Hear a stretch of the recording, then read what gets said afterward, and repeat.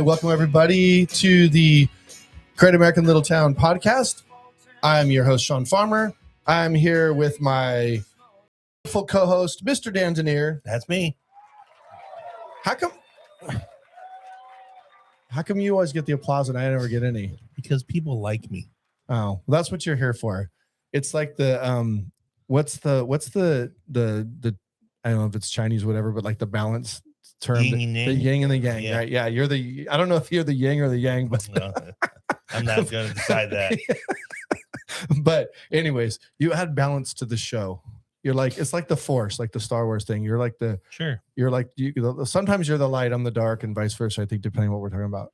I don't know. Anyways, we have a great show planned for everybody tonight. I want to welcome everybody for tuning in. We are here with our guest tonight, Mr. Mark Jackson. Hey guys, how you See, doing? there's that applause again. I don't know. Yeah. So thank you, Mark, for joining us on the show tonight. For those of you that have not seen a preview or anything about what our show's going to be tonight, we have actually a really good show tonight. It's going to be probably more of a serious show. We'll try to make sure we have a little bit of a lightheartedness at times, but we're going to be talking about Mark and his foundation. He is a founder of a nonprofit. We're going to let him tell us about that in a minute. And then with that, we're going to kind of segue into a conversation about homelessness in Galt. It's something that, Dan and I have never talked about before. Sometimes not on the air. Exactly. Yeah. I mean, but we think it's something that, gets enough chatter that it deserves some airtime. So we're looking forward. And again, we have a live chat. So those of you that know how to use it, please chat in. You can ask us questions. You can leave comments. We ask you to be respectful, of course. And if we have a chance to pull your question from the chat, we will definitely do that. So please be engaged. It better be a good show because you kind of built it up now. You were just saying how great the show is going to be, and now it's going to be a boring, terrible show. And you've built it up that it has to be a good show now. Dan, it's always a good show with you on it. Oh, I know. Yeah, you're lucky I'm here. I was thinking about taking a vacation again this week. Thank you, sir. Thank you. Yeah. We just recently had to renegotiate Dan's contract. His agent. That new agent of yours, man, that guy is a tough negotiator. I'm going to say. I'm only going to do 26 shows a year. Yeah. Hey, I want to give a big shout out to my daughter, who you guys can't see, but she's always working very hard behind the scenes. Miss Killen Farmer, running the whole, thing. I run the soundboard, but she does everything else. That we could not do the show without her. If she's sick one day, like definitely sick, which she has ran the show being sick before, right? Mm-hmm. Took one for the team, ran the show. But honestly, if it was not for her, we would not be able to do all this. She is like in mission control here behind us. So yep. Big shout out to her. We just sat here and sprayed Lysol in her corner the whole show. Shh, stay away. No. We had like masks on. Yeah. Anyways. So big news. What's anything big in the news that you heard about, Mark, that you think's worth bringing up outside of Galt? Anything? What about the shooting at the White House Correspondence Center? The guy from California. Was he from California? He's a teacher from California. That's crazy, man. Yeah. What kind of role model is that? Like, honestly. But I don't know. Like he did, like they have multiple levels of security to get through before you could ever get to the president. Like he never really got a shot at the president or anything. He was still outside. Right. Yeah. But but this is the third time now that Trump said something, I've said it before. I don't think if a president ever gets assassinated again in our lifetime, I don't think it's going to be from a gunshot. I think it'll be a mass casualty event. Like it'll be some kind of an explosion or something like that. Yeah, interesting. Yeah. That's what I think. But what do you think, Mark? Any insight to this thing? I don't pay a whole lot of attention to it because how does somebody get that close? Yeah. Sometimes I feel like it's just made up. We're just watching another sitcom, another 90s sitcom. I believe it. That was the issue I had with this one, was he had all these people talking about, false, that it's false, it's not true, it's not real. I bet it's true. It's I don't have a reason to believe it's not, but I read something that said, I saw a post that somebody, a lot of the presidents, like they're saying Obama and Bush both had a lot of assassination attempts, but they were foiled. Like maybe they got a tip and they were able to foil.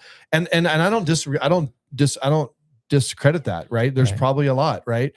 So, but I don't think we've seen this many like close calls especially obviously the one where he got shot in the ear. I mean, it's very scary. And I think that two things can be true here. Either these are way more planned and executed, very well thought out attempts because they've gotten so close to actually doing what they want to do. Got hid in his bush at the golf course. Yeah. Or for some reason, the security is just not as good as it should be. Maybe Obama's Secret Service team or Bush's Secret Service was better. But I don't think that could be the case. I don't think so either. Yeah, I think Secret Service is still the elite. I used to be a cryptologic technician in the Navy, right? Really? Top secret clearance. Yeah. Sending coded messages and stuff Dude, like that. Shit. That's the fancy stuff that's going on in the Middle East now. That was me 20 years ago. So some of it I'm like, it could be real. So you could tell us stuff, but then you'd have to kill us afterwards. Oh no, I'm not killing anybody. You remember when Bush Jr. the W got the shoe thrown at him at the one press conference? Yeah, and he ducked, and then they shoot another one. And that was actually kind of funny. Yeah, hey, that was low tech assassins in. You're gonna throw my shoe at you. Like, yeah, that's that. I think that's back when that was pre firearms. Yeah, that was funny. Yeah. It's like, well, I can't sneak a gun in here, but I got my shoe. Yeah. I'll throw a fork or something. No, but I think but look, here's the deal. It doesn't surprise me. Trump is, probably one of the most polarizing presidents that we've had. And, and I'm not sitting here going to be pro-Trump or against Trump. I'm simply just saying we all know, whether you're a Trump supporter or you're not, that Trump is a polarizing figure. And so it doesn't surprise me. Anytime look back in history, anytime you have a figure, especially a political figure or a president, who is very, and I don't want to say polarizing in a bad way, like infamous, but anytime they're really shaking things up or doing something big, they're a target. Look at JFK. Look at Abraham Lincoln, right? Look at Martin Luther King. Look at Bobby Kennedy. These were all figures that were they had a big spotlight on them, right? The bigger the spotlight, the bigger you are and what you're doing, the bigger the target on your back. You know how nowadays it seems like Hollywood is very, very liberal and opposed to, anything the conservative or Republican So I just watched it last night or this morning. The day that Reagan got shot, that night they were supposed to do the Academy Awards. Oh, really? Or the Emmys or whatever. It was supposed to be one of those shows. I think it was the Academy. And Johnny Carson was hosting it. And they postponed it by a day. Really? And then the next day, Carson came out and he gave this monologue or gave the speech, saying that they didn't feel like they could do the show because they weren't sure at that point whether the president was even going to live. Oh, that's a good point. Yeah, that's right. And it's like, how do you do a show? Stuff. Yeah. And he had actually recorded a thing that they played at the beginning of prior to him getting shot. Yeah. Wow, that would have been weird. But when Carson's giving the speech, right, this room is full of all actors and all Hollywood people.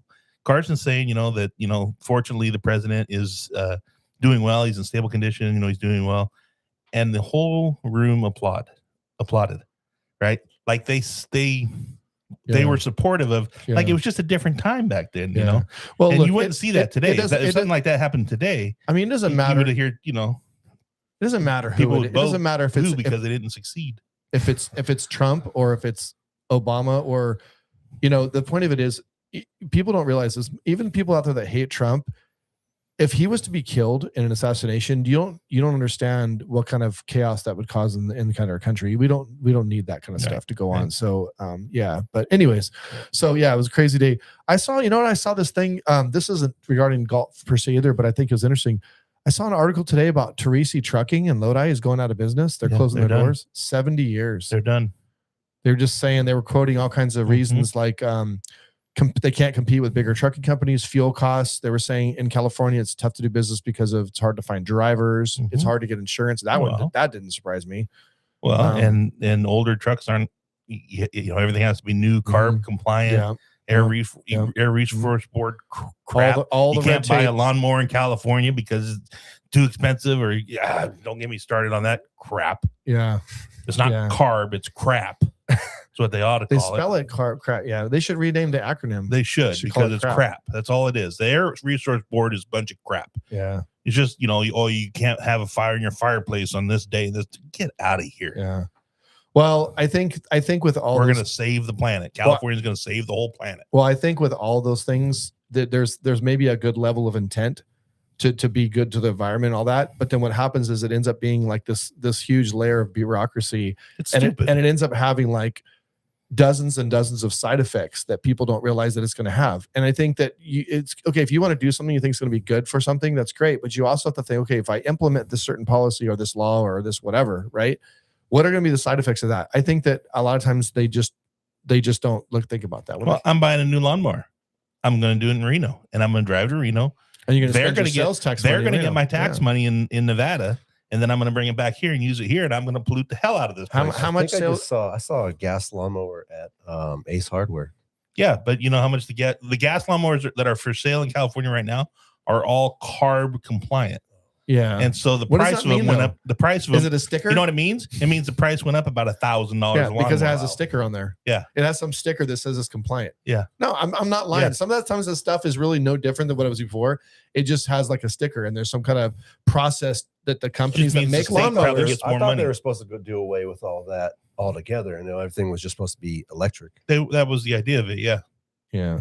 I mean, look, I use a gas lawnmower. I got a Honda mower. It's the best mower ever. That thing is like absolutely bulletproof. Like I've used it forever.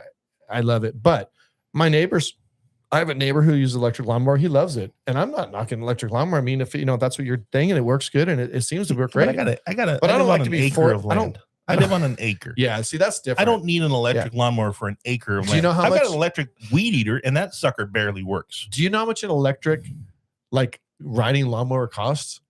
It's like a new automobile. Well, that's just it. If the cost was similar to what a gas lawnmower in Nevada costs, maybe it might not be so bad. But the cost is about $1,000 more for an electric one here. So Nate Potato, shout out to Nate Potato, one of our regular viewers. You got to see you back, Nate. Nate was in London, I heard earlier, locally.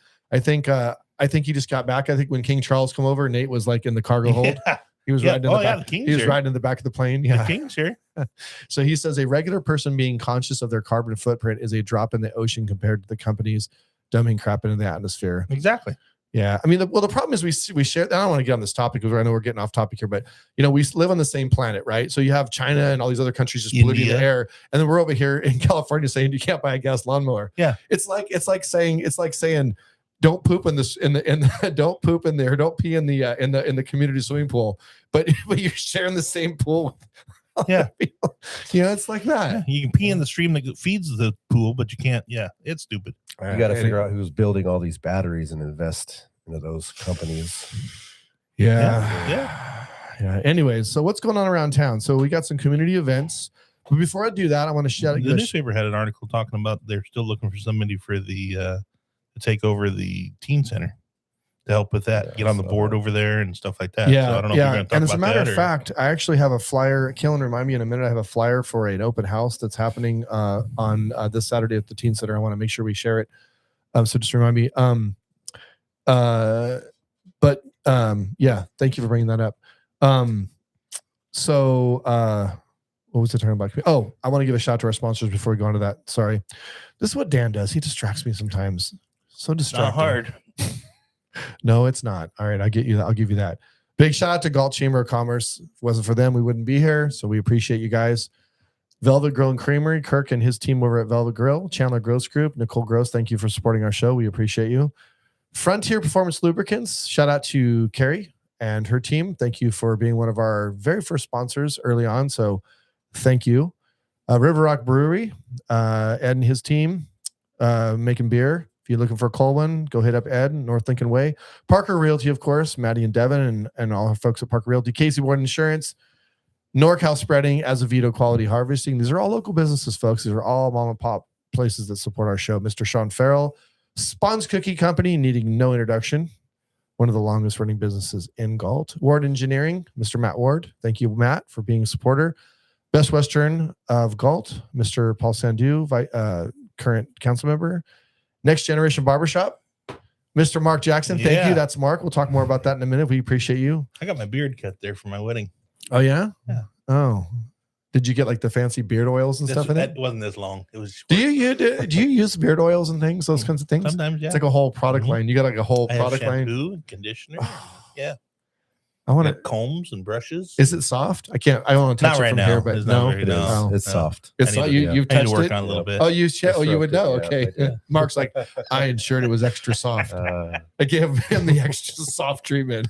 All right, quit talking about my beard. I'm feeling uncomfortable. All right, King Sound Productions. Thank you, Brian King. American Paving Systems, Laheim of Galt. Thank you, Laheim. Would appreciate all that Laheim does for us. They donate lots of things that we give away on our trivia often. So thank you very much to you guys. Marisco Salas Litas. Some of the best, if not, well, not some of the best, the best probably Mexican seafood in town. And of course, Electric Hair Studio and Dry Creek Family Dental. Dr. Dave. I want to get a shout out to all these people that are on this list, because these people that are on this list, they do a lot in this town. You know, They do. I can ask anybody on that list with help for something, and I'm pretty sure they're going to respond with some kind of a gesture, you know. And you know what's funny is, you know, we're not going to say that big businesses like Walmart, Save Mart, you know, your big corporate places, you know, they all of them, they do stuff in the community from time to time, right? But you know, those are corporate machines that have pockets, right? These are small businesses. A lot of these small businesses are not, you know, super lucrative. You know, they don't make millions and millions of dollars, but they choose to ding. And some of these, you'll see their name frequently on events. Every time there's an event in town, you're going to see some of the same. That guy's giving pizzas out like crazy, you know? Yeah, like Frontier Lubricants, for example. They're always sponsoring stuff all the time. Parker, Casey. I mean, like you said, all of them. All of them. Chandler Gross for sure. I mean, yeah. Best Western, you know. So, but that's what, hey, you know what? That's what makes Galt great, though, is that small town stuff. All these are small businesses, folks. If you see a name up here, you should be frequenting these businesses because they give back to our community the way they give and to our community. So it has to go both ways. It has to be a revolving door. So, with that, I want to share some community events. So what do you got for us, Kalen? We got some upcoming stuff. A lot going on this weekend, actually. We have the Cinco de Mayo. This is the Galt Saturday Market. Yes, it's that time again, folks. Saturday Market Saturday coming up down the 4th Street Promenade. It's on Dos Mayo. It's Dos de Mayo. Yeah. And they're doing a taco competition, best taco in Galt. I'm not gonna lie though, I feel like there's a lot of people that make great tacos in Galt. Some names that I've heard, people have said, oh, they make the best. They're not actually in the competition. You had to actually sign up to enter. So maybe they're just like, man, we're so good. We don't need the city. We don't need people to tell us where we know it. Maybe they're just, you know, or maybe they didn't know about it. I don't know. But there's a few signed up, some few good ones. Should be good. So if you want to see who gets awarded the title of best taco. The best tacos I ever had was actually in Quincy at the bowling alley. Quincy, California? Little rural town. In a bowling alley? Rural town in the bowling alley. Really? They do them once a week.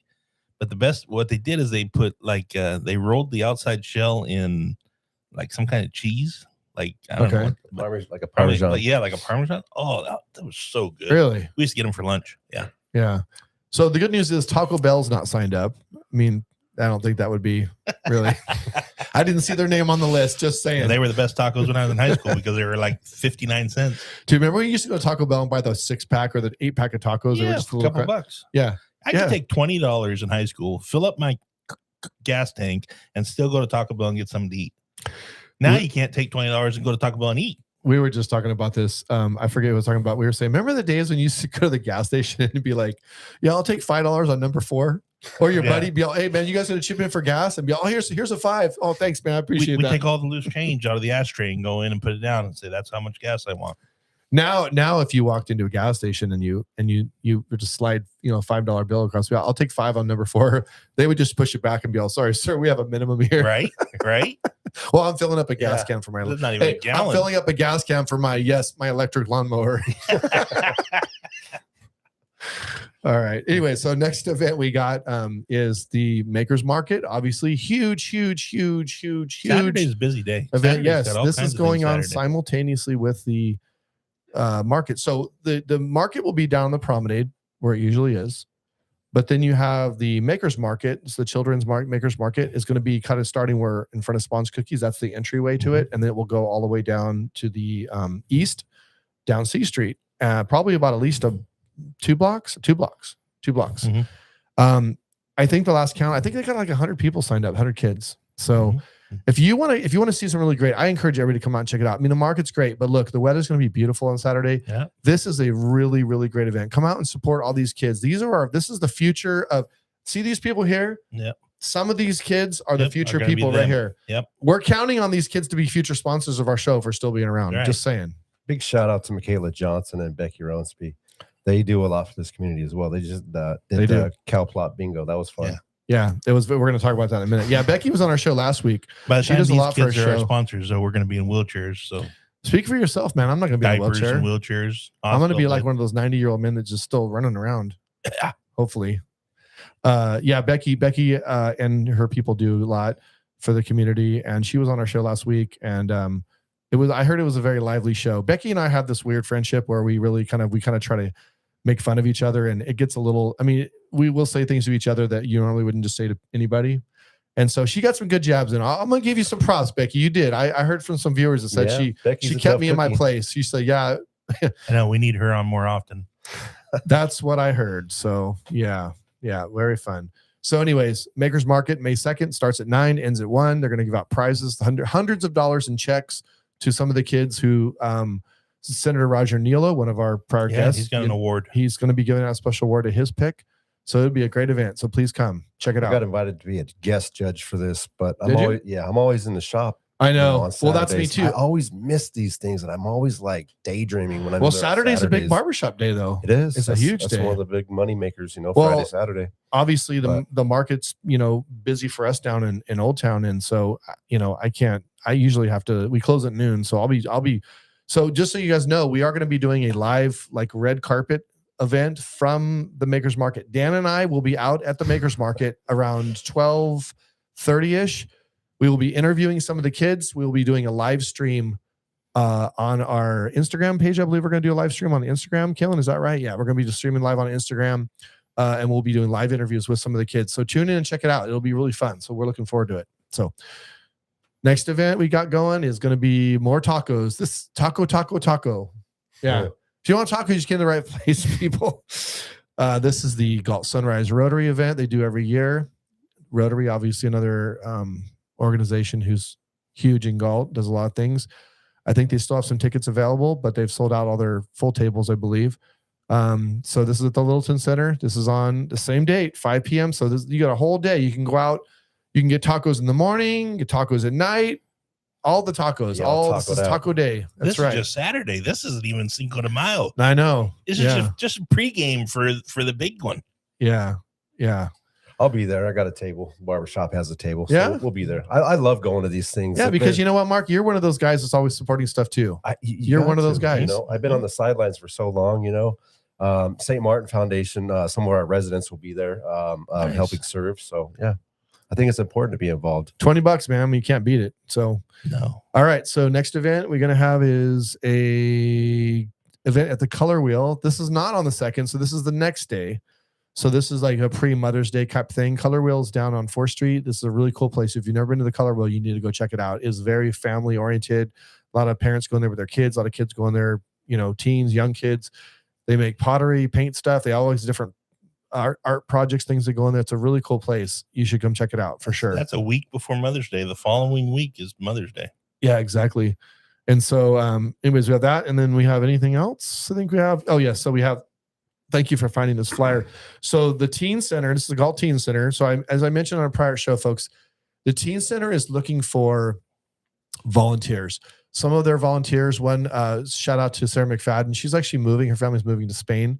And so she's very concerned about, the progress of the Teen Center because they have, they have to have chaperones there. So people will sign up for maybe just one day a month for like 2 or 3 hours in an evening, one evening a month, just to be at the Teen Center and hang out with the teens that are there just to kind of oversee. They have pool tables in there. They have basketball hoop. They have an outdoor patio that's really cool. They have air hockey, video games. They have an indoor movie screen. I haven't been in there in a little while, but last time I was there, it was phenomenal then.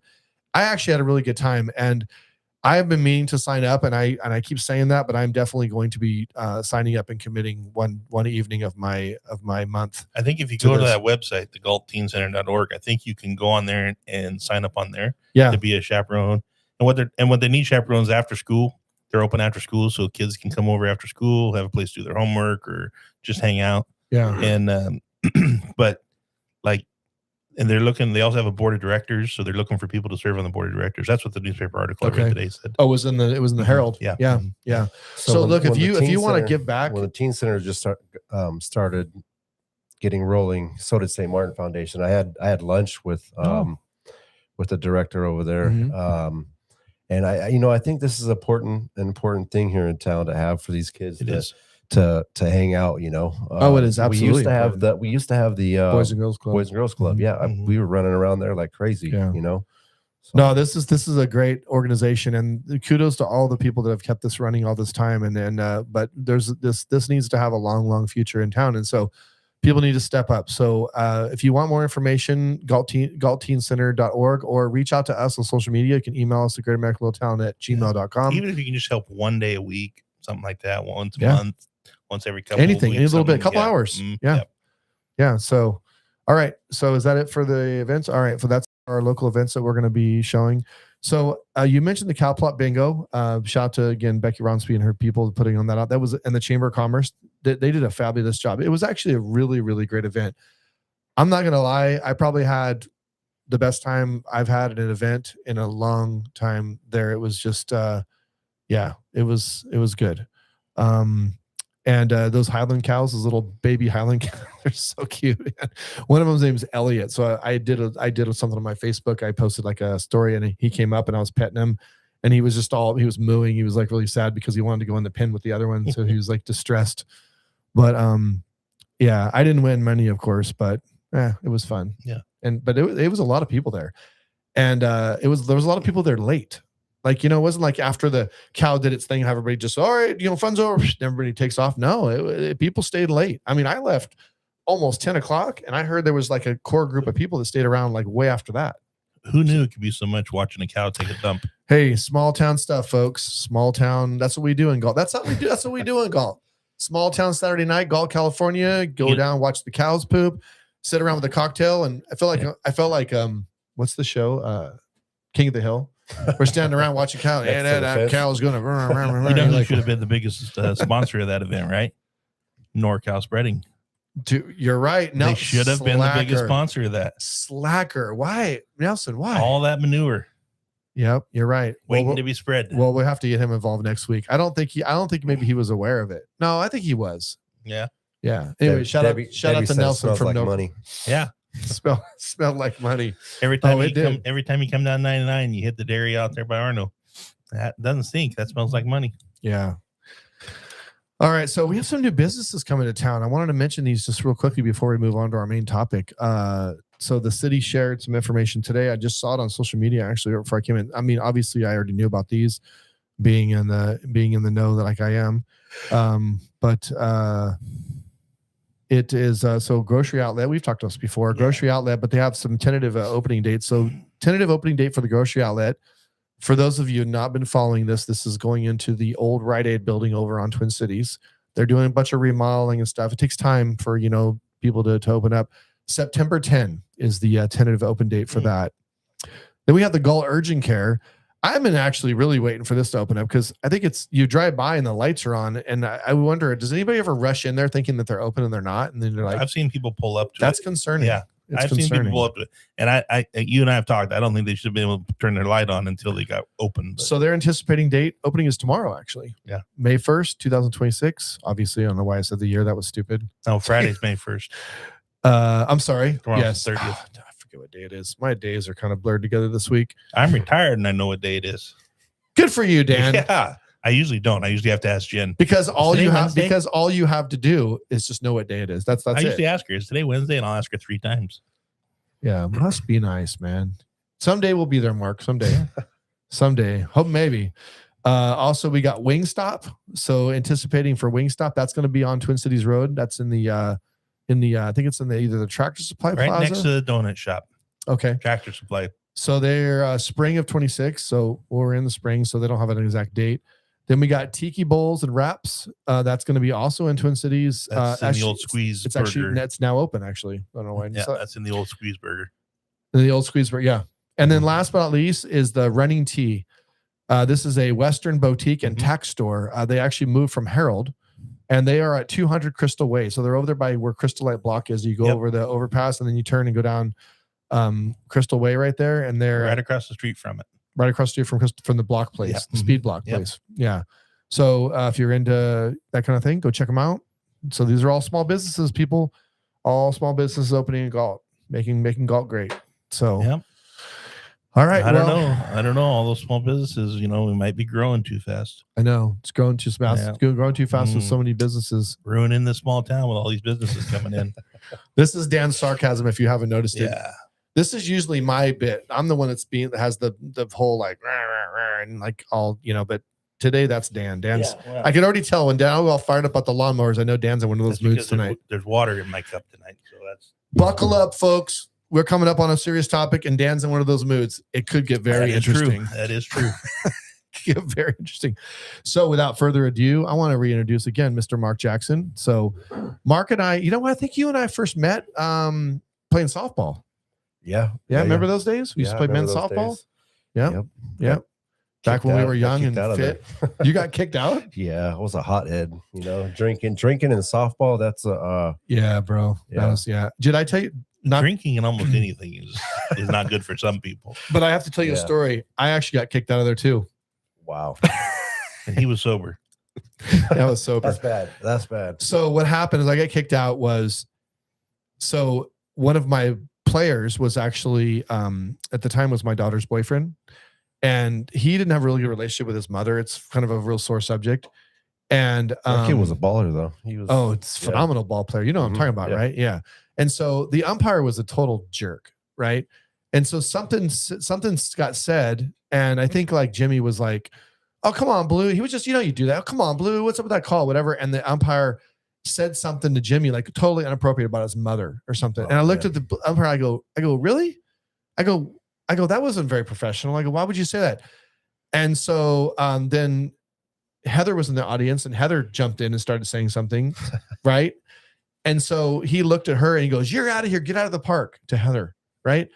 And I go, "You can't throw somebody out of the park for saying something from the signs. She's just whatever." And he goes, "You're out of here too." And I go, "Oh, really?" And so we had some words, and I get kicked out. So it gets heated over there at the softball complex, and it's a serious game. Softball, yeah, it is. I don't like losing. I don't like. I don't like losing. I'm very competitive. For those of you who don't know me very well, I am very competitive, but at the end of the day, it's a game, and nobody's going out there to get hurt or killed or injured, because it can be, how it is, man. Mm-hmm. You got some people out there they're playing like co-ed, and they're like smashing like rockets up the middle at like, hitting. I mean, I've seen some girls get seriously injured out there, and it's a little scary. And that's not what co-ed is about. Co-ed's about having fun, going out there. You got moms, you got a lot of people that are my age. Mm-hmm. I say that, lightly, but, so they're not out there like trying to, win some home run derby or something. So it just, people need to remember that when they're playing. But anyway, so you and I met softball.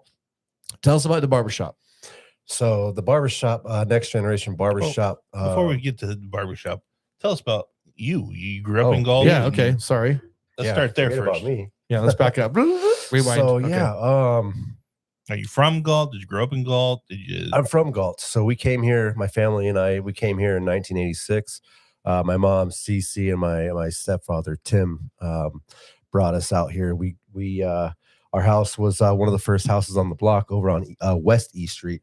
When that whole development kind of came. They had, E Street, and then it's funny because there's 119 E Street, and then 4 houses down, there's 119 West E Street. Yeah. Okay. So we're all we So, but yeah, we came here in '86 and been here ever since. Went to New Hope, the New Hope preschool over there. Yeah. Yep. You went to preschool there? Yeah. Yeah. New Hope Preschool, Valley Oaks. Miss Denier, Ida Denier was the principal. Yeah. Of Valley Oaks. Yeah. I remember signing a detention in my mom's name, big block letters, CE.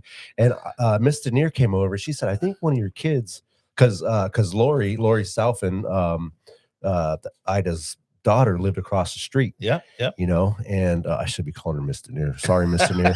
It's okay. She wouldn't mind. She's retired too, so you can call her Ida. Ida's such a cool lady. I haven't seen her in a while. I miss her. But yeah, Galt is definitely a small town, and yeah, I got my butt beat for that one. You did. Well, you got to watch them Deniers. Them Deniers was a rough. They're a rough crowd, man. I knew when she came over, I was in trouble. I was standing in the garage, and I knew I was in trouble when she came over. Oh, you wouldn't. I just not someone you want to cross. I can tell you that. She'll tell you the way. She's old school, where like she would just tell you what she thought. There is no filter, right? Am I wrong? No filter. But she was awesome. She made, what was it that she used to make that was so phenomenal that she used to bring everybody? She made a lot of good things, but if you're asking my dad, he would tell you that she made beef raviolis that were phenomenal. Oh man. Yeah. Dude, that makes me want to just eat. That makes me just want to go get Italian food right now. You just for anybody watching, it's not Ida's my aunt. She was married to my dad's brother. Aunt, not aunt. Aunt. That's right. I don't say aunt. In honor of King little Charles. Creatures that crawl on the ground. That's my aunt. In honor of King Charles' visit to the United States, it's aunt. You got proper English, people. Take it from Dan. But yeah, so go on.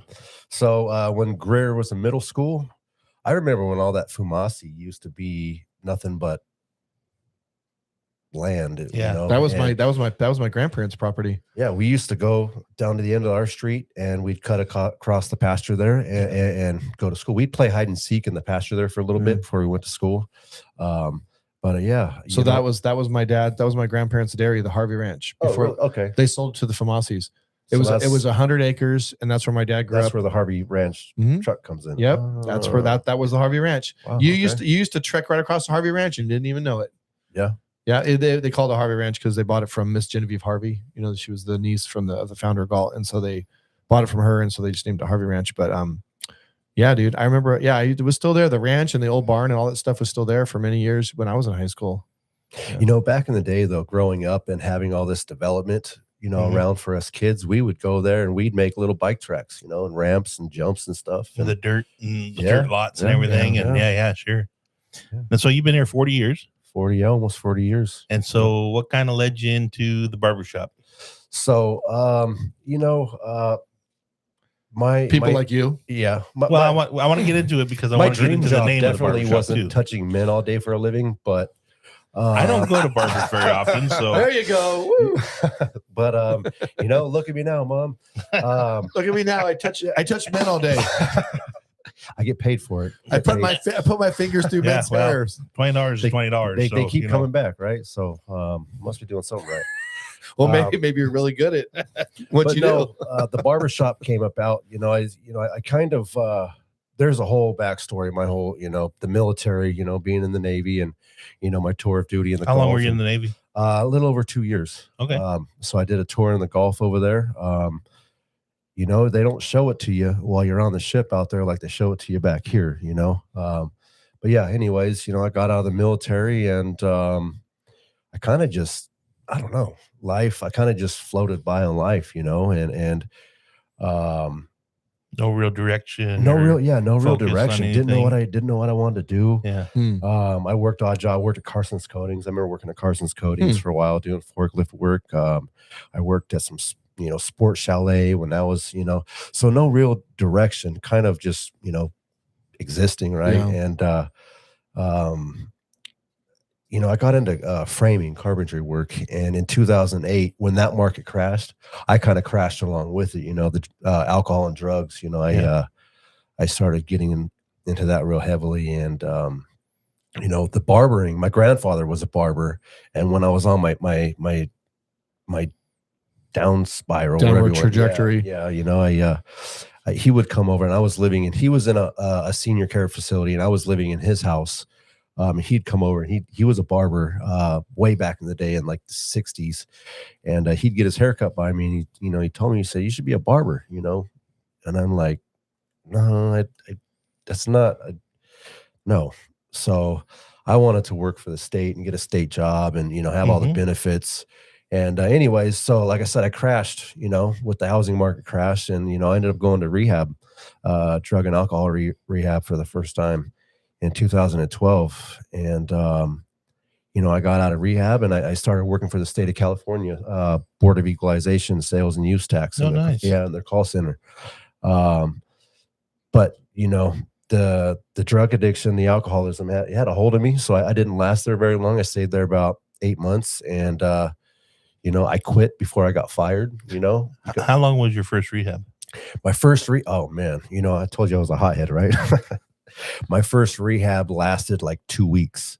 Oh, wow. Yeah, I thought you were going to say like 2 hours. Well, Wow. yes, for some people that does happen, but it lasted 2 weeks. I got into a fight with the gentleman in there, and back to that was out Diablo Valley Ranch in Concord, and got back here. My family wasn't very happy, so I was kind of on the streets a little bit, right? And so I was in and out of the streets, and homelessness and stuff like that, drug addiction, and while I was out there, I found a pair of clippers, and my grandfather had passed on, and I picked up the clippers and I started cutting hair, and just it kind of came natural, and it felt good, and decided to go to barber school. The VA, the VA is like, yeah, we'll pay for you to go to barber school under the Nice. What is it, section Yeah. post whatever, one of those military grants. But yeah, I did that. I got my cosmetology license, and So it's Next Generation Barbershop because of the family tie to it, yeah. right? So if you look at the first 4 letters, generation, that's my grandfather's name, so it's kind of tied in. Oh, interesting. Yeah, so That's awesome, man. I never knew that. yeah, but also too, So that's one of those little nuggets. What do they call those things? What do they call those things? Those little things inside of logo or a little thing you didn't know? Yeah, I know what you're talking about, but I can't think of what they're called. Somebody can help. Yeah, I forget what those things are called. One of those little things they put like an Easter egg. Yeah, a little Easter egg. Thanks, Cork. Next Generation Barbershop. So but also too, and I think you for the longest time, and I let you run with it, you thought Larry was my actual uncle. Oh, I didn't know that. Yeah. My bad. So yeah, and I let you run with it for a while, but we call him Uncle Larry. Oh, okay. We call him Uncle Larry because Larry, I'm part of that next generation in this town coming after Larry, right? Mhm. And I used to get my hair cut by Larry way back in the day. Dean and Larry. Yeah, Yes. Dean and Remember Larry. Dean and Larry? But I grew up with Brian Casado and all the Casados, and that's how I got that shop. Nice. Unfortunately, Brian has passed on, and man, that dude, he was one of the best guys that I ever knew. Really? Yeah, he was a really solid guy. Try not to get emotional. Everybody, here, that's right, man. Everybody has an uncle that isn't their real blood That's uncle. true. Haha, Yeah, that's true. that's true. Yeah. Speaking of uncles, and you mentioned that, I actually just lost my uncle yesterday. oh man, sorry to hear that. And strangely enough, he was a good. I mean, he was one of my favorite uncles for sure. I hadn't seen him in a little while, maybe a few months. They live in Lodi now, and I just hadn't been at a family function where he was at. But he had been battling cancer for on and off for years. But he was actually in remission, I think, from something. But he he went in for a procedure and had some things done, and then he had a massive stroke, and he didn't make it 24 hours, and so it was really tough. And then today, my wife lost her uncle in Idaho. Oh no, her uncle Jerry. Hmm. She has a Aunt Terry and Uncle Jerry. It's Mhm. funny their names were. So I guess he had not been well, Hmm. and so he passed away. So shout out to the McClellan family. I believe that's their last names. Yeah. life's Shout out to short. them. I actually I don't think I've ever met him, but yeah. Shout out to them. Shout out to the Booth family. That's my uncle. My cousin Phil and Stephanie and Jennifer and my Aunt Cheryl. So, anyways, continue. On that note, yeah, I know. It's kind of you. yeah, Hate to be a downer, Thanks for guys. bringing We're up over the here. show, John. Hey, Mark and I are gonna need Kleenex over here. Where's the Kleenex box? yeah. So, but Yeah. so the tie-in with the name is with your grandfather's name, Gene Generation, being he was a barber, you're a barber, which I think is awesome. But the other thing too, like we were talking about Larry, and Dean and Larry, they did cut generations of barbers. Yes. Like I took my son to Larry and had his haircut when he was a kid. I went there, obviously. My dad went there. Like generations of people go to, if you have a barber and that barber's there for 40, 50 years, they go through generations of family members that you'll see. So I'm sure you do the same thing. Larry You has probably some see loyal clientele. Yeah. And those people, they would wait. We do a lot of appointments now, going through COVID. But anyways, Larry would have a line out the door, and if you didn't Yeah, get you had in, to get. It was back. Yeah, it was a free for all back then. You didn't. You're like, no, I'm It's coming not back. like nowadays where you can just, where you get an appointment. It's easy. I like the appointment thing too, but I also do like, I think there's a lot of the a lot of the old school people that go to barbershops, they don't do the appointment thing. They don't use, they just old school. They just like walking in, right? Do you have customers that just like to show up and just walk? I mean, do you still do walk-ins at all? Or no? Not necessarily. I do mostly appointments. Okay. It kind of helps book my day out, right? Oh, that's true. Yeah. So, I do take walk-ins from time to time. A lot of the other barbers in there. Shout out to Les, Fabulous Cuts, and to Marcus. I forget his Instagram, and my nephew, my wife's nephew, works with us. Nice. We've had a few other barbers, Swavey AJ, and now that's a name. B-Cuts, yeah, that's a name right so there. AJ, Swavey AJ went to high school. So what's cool about the shop, right, is I've seen some of these next generation kids come through the barbershop. You got B-Cuts, Brian, and man, these guys got some fancy names. I know, right? They got some fancy cuts too, though. What's your nickname? Next Gen Barber. Oh, I thought you were gonna give us a cool name. Oh man, no. You need some cool barber. We're gonna have to think of a cool name for you, man. We're gonna these young barbers actually kind of they brought me back. They brought me up into the They're trying to make you cool again. Yeah. I remember Brian Cortez. He's the owner of Eminent Barbershop. I remember when he first got to the shop, he was like, "Hey, what's up, pops?" Did you say Eminem's barbershop? Eminent. Oh, that's right. Eminem was like, "I didn't know Slim Shady had a barbershop." But anyways, he said, "Hey, what's up, pops?" I'm like, "What the hell do you mean, pops?" Like, hey, Mark, I hate to break it to you, buddy, but we're that old.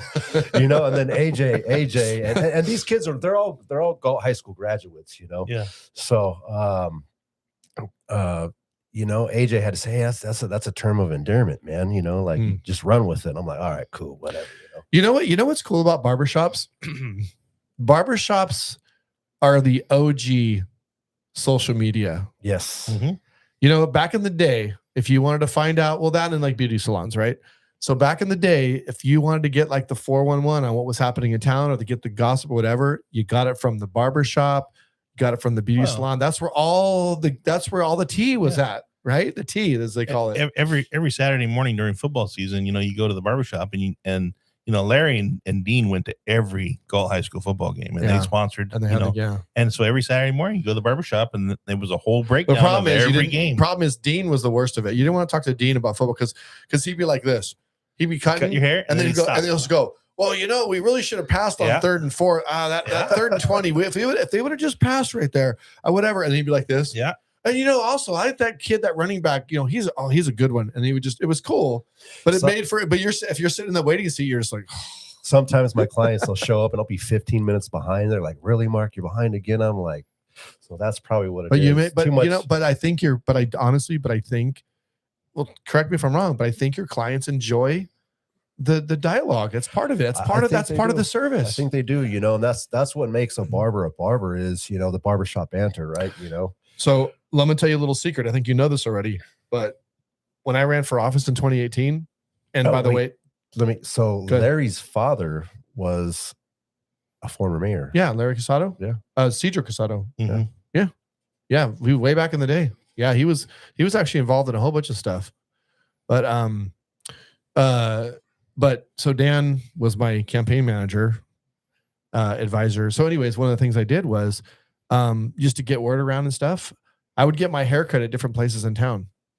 I would bounce around. You want to know why? Because when you're sitting in the chair and somebody's cutting your hair, it's like, oh, so what have you been up to? What are you doing? Oh, just campaign. You went for. Oh yeah, what's your name? Oh, I'm Sean. Oh yeah, I've seen your sign. Yeah. Oh, interesting. Well, what do you think about this? What do you think about that? And then you have this dialogue about your positions on this and what you're going to do for the town, blah blah blah, et cetera, et cetera. And then guess what?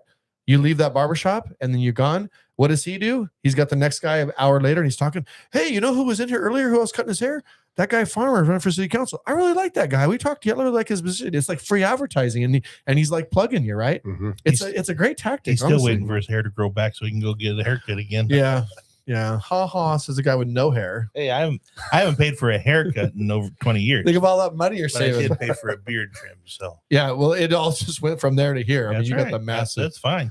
I saw a picture of you, Dan, when we first started our podcast. I have a picture, and Dan was like barely had like just a little bit of a goatee.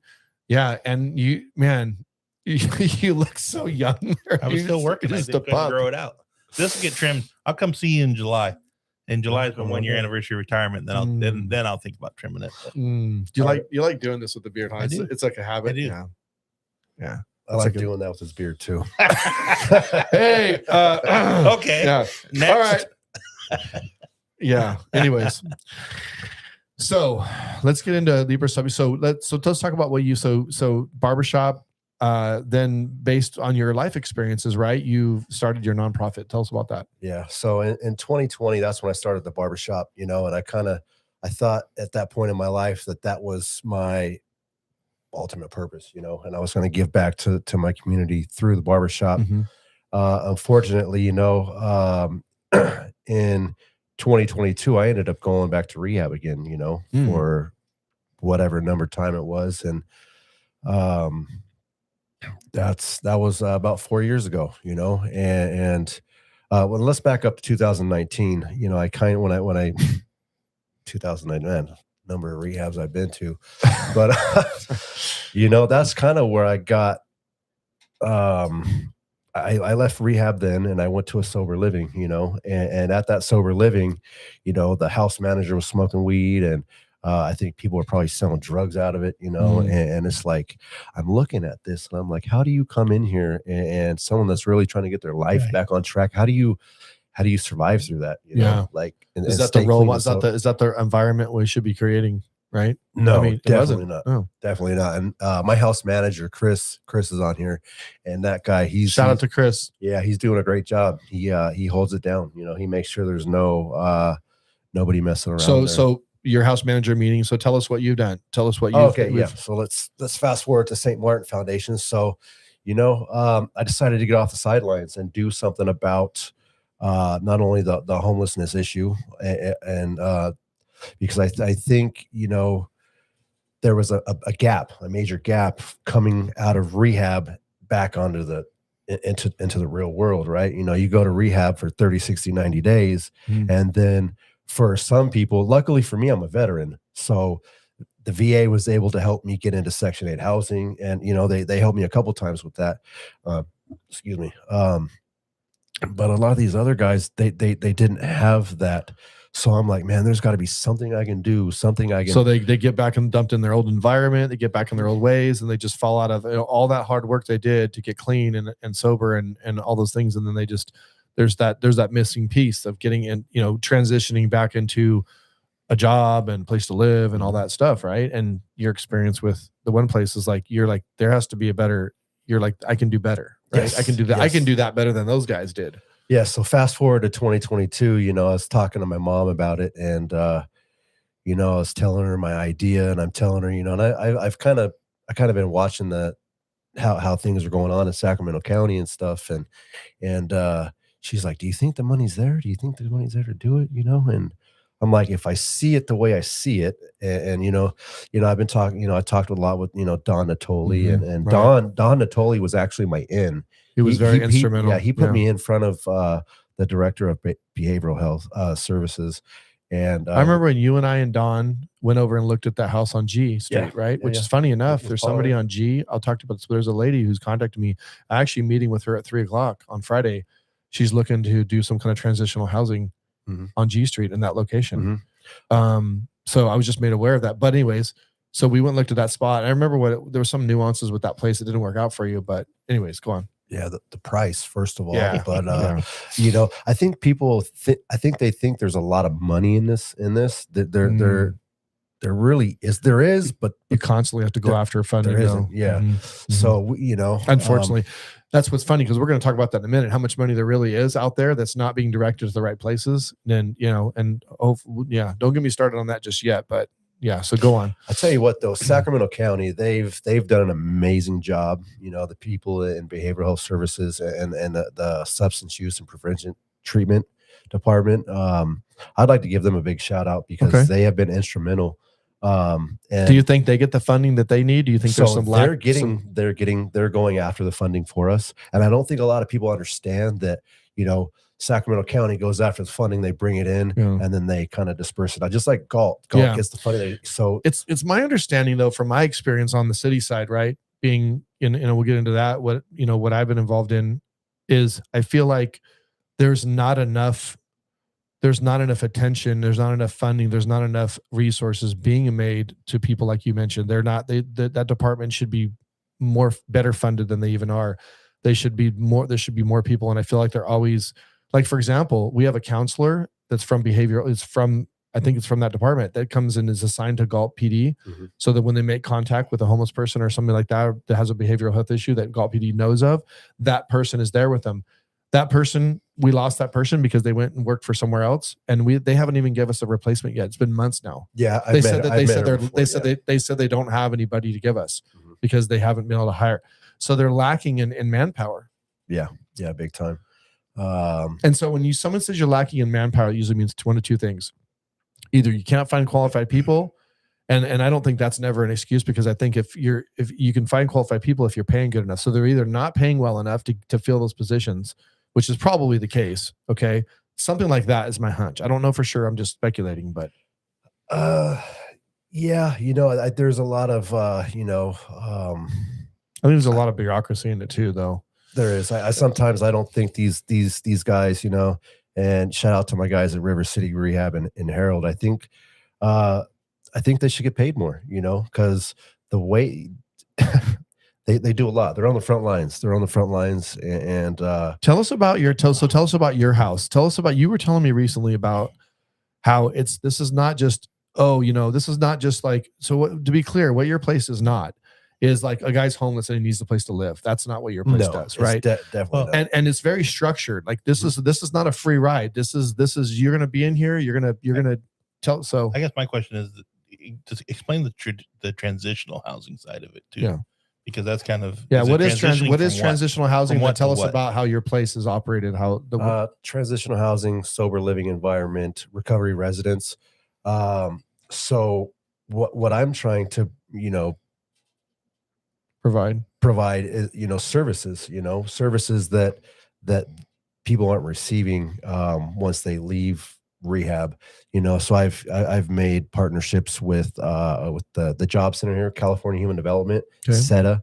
So my guys, so you're not running a rehab. No, you're running what comes after the rehab. Correct. Getting these employment and housing are two main things. Because let's the rehab.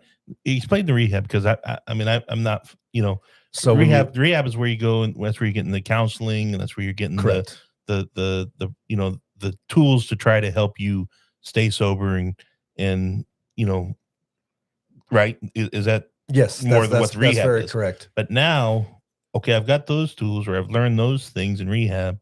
Now I need the next in rehab, what you do is, they help you create a treatment plan tailored to, your addiction, right? And your mental health needs. When you come to me, I help them build what's called a work plan.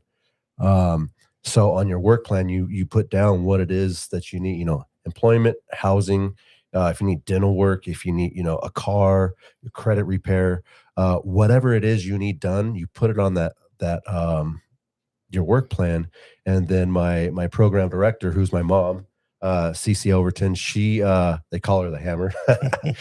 She is, she holds these guys accountable.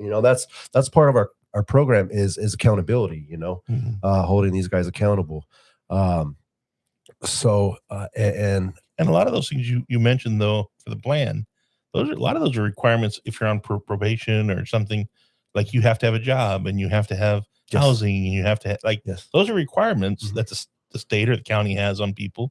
So you're helping people to achieve that. And a lot of times, I'm sure some of the people that you're dealing with are probably on probation or parole or have those things. Yes, it's very common. What was the gentleman's name that you brought to the city council meeting that spoke that had gone through? Oh, yeah. He spoke. And I was really, honestly, I'm not going to lie. He was sleeping on the concrete over in the industrial. I was a little choked up after he got through talking. I was like, it was deep. he was talking about, he's like, at Mark's place, with St. Martin, it's, we all have to do cooking. We have to do our own laundry. You have to make your bed. There's chores, there's house chores everybody has, and there's no slacking. You're not there for a freebie. It's a process. And he talked about how you helped him, transition back into, that was good. You had him come talk. And it's great. It's great because that guy, he's from Galt. He lives in Galt. He's a Galt citizen. Some of these homeless people out here that suffer from addiction or mental health or whatever, I went to high school with them. Well, let's talk about that. Since you brought that up, let's dive into that for a second. So in preference to go before we came to the show, I kind of freshened up on some of the stuff that I already know, but I talked to our police chief and I got some information from them on, stuff. And because they're usually, unfortunately, the police department is kind of the front lines. They're usually the first point of contact with our homeless people in town. And so they know them, they've identified, they know who they are, they know where they're from, they know if they're from here, not from here, and if they're just passing through, and so on and so forth. And there is a great number of our homeless that are in Galt, and I say great number. Now we'll talk about how many people actually are in homeless in Galt based on the PD's information about how many people they've identified, not just couch surfing people, but people, because those would be homeless too. But we're talking about like not sleeping in a house at night, that kind of homelessness, right? But a lot of them are from Galt, and people would say, well, if they're from Galt and they have families that are still here, this is why they stay around Galt, because their families are here. But what people don't understand is like, why is their family not helping them out? Why is their parents live here in town? Why are they letting their kids sleep on the street and that kind of stuff? Because their families are tired of the hell that they put them through, right? So they're like, I can't do this anymore. Right. And that's what my mom had to do to me. She said, you know what? You're 36 years old. You can't come home anymore. You can't come. Well, she said you can't come home anymore. She said you can't come back here in 2019. A grown man coming out of rehab looking to go back to mom's house. Mm-hmm. That's I was like, how dare you? Yeah, you're my mom. You can't just give me. But it's a tough love situation. My heart goes out to those families that have to make that judgment call, because I can't imagine having to do that to one of my daughters. But I do understand that you at one point you have to. So I went through, I'm not going to go into the long story, but just real quickly, I had a cousin who was homeless. He and I were the same age. We grew up together. We were very close one point, and he was he was a hardworking guy, married, had kids, he had 2 jobs, had his whole act together. He had an accident at work. He was injured pretty severely. It led to painkillers, then it led to other drugs. Then he got into he's like schizophrenic, all kinds of mental health issues. He's basically he has to have a caregiver and stuff. But for a time he was homeless in Galt, and we tried to help him. He'd come by the coffee shop and I'd give him some money. And I was like, look, here's some money. I was like, oh, I'm hungry. I haven't eaten in 3-4 days. And I was like, all right, well, let's get you some food, man. Take care of you. But I knew that he was having mental health. My aunt was scared to have him around because he was saying things and being threatening to other people in the household. It was very scary. Police had to come a few times. She was very scared that he might do something violent because he had these, he would just snap and do stuff, right? With that being said, I will say, it's Galt has been great to me. It's been amazing, coming back, because as an addict or alcoholic, I had a lot of guilt and shame for, how I acted while, I was in my active addiction, right? It's not something I'm proud of, it's part of what I've been through. But, now today, 4 years sober, I just bought my first house 2 years ago. I got married 5 years ago to my wife Juanita. Hi, Juanita. Shout out to Juanita. Yeah. Hi, Naomi, if you're watching. Mark, David. I have my 5-year-old daughter now, and I have twin boys, 2.5-year-old twin boys. Yep, you got a handful. Yeah. It's awesome, the man. You wouldn't trade it for sure. But I think what happened gives your life new purpose, doesn't it? It does. It really does. But when my daughter was 6 months old, I was still drinking. And she'll never remember. My daughter probably will never remember that portion. And thank God, But so these people, they have they have family here, but the family, what has happened is they probably at some point tried to help their son or daughter, right? They tried to help them, but they would just repeatedly addiction. I've heard stories where, their addiction would cause them to, steal from the parents, do things with parent and the parents at some point, after maybe how many times. I'm sure that some families just gave their kids chance over and over and over and over and over. And finally, at some point, they're just like, look, we can't do it anymore. And then they're out there. And I know how hard that must be. I had a resident that was the case. It was a family here in Galt. They reached out to me and said, hey, this is what's going on, and we went over there, did sort of like a little mini intervention, right, and sat down That's awesome. with him and his parents. And he's now looking at, he just got offered a job for $100,000 a year, yeah. It's crazy. But that's awesome, man. What a success not all story. of the people that are in your program or at your place are from Galt, though, right? I mean, No. You don't have. We deal with Sacramento County as a whole. Yeah, it's not just Galt people, but it's Galt people definitely have preference. I try to get them in there. Yeah, absolutely. And if somebody comes in, how often do they typically? How often are they at your place? So normally, what you'll see in other places, it's about 3 months and then they're out. For me, I know what coming off the bottom looks like, and you really need a good solid 6 months to a year.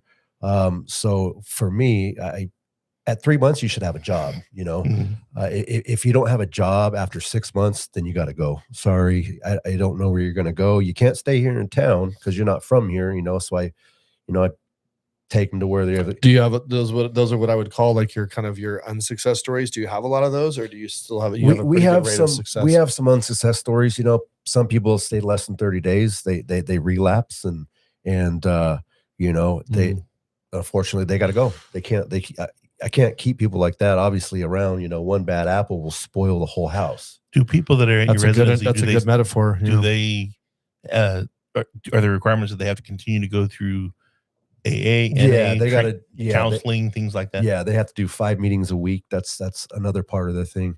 Their program. There's an AA or NA meeting every day. Yes, right. Every day. Here in town there is. Yes, and also they have to go to the Sunshine Food Pantry on Wednesdays. If they're not working, they have to go to the job center for an hour a day, Monday, Tuesday, Thursday, and Friday, and then on Wednesdays they have to go see Faye over the Sunshine Food Pantry and volunteer. Yeah. That's that's awesome though. It helps them get back into the community and feel, to help them feel like they belong into something. And they have a purpose. Yeah, it's important to have purpose. Because I imagine that some of the people that come there, though, their self-esteem has been down and destroyed. Like they don't, so they're probably embarrassed to get back out and be a part of a community. So by volunteering and doing those things, I think that helps.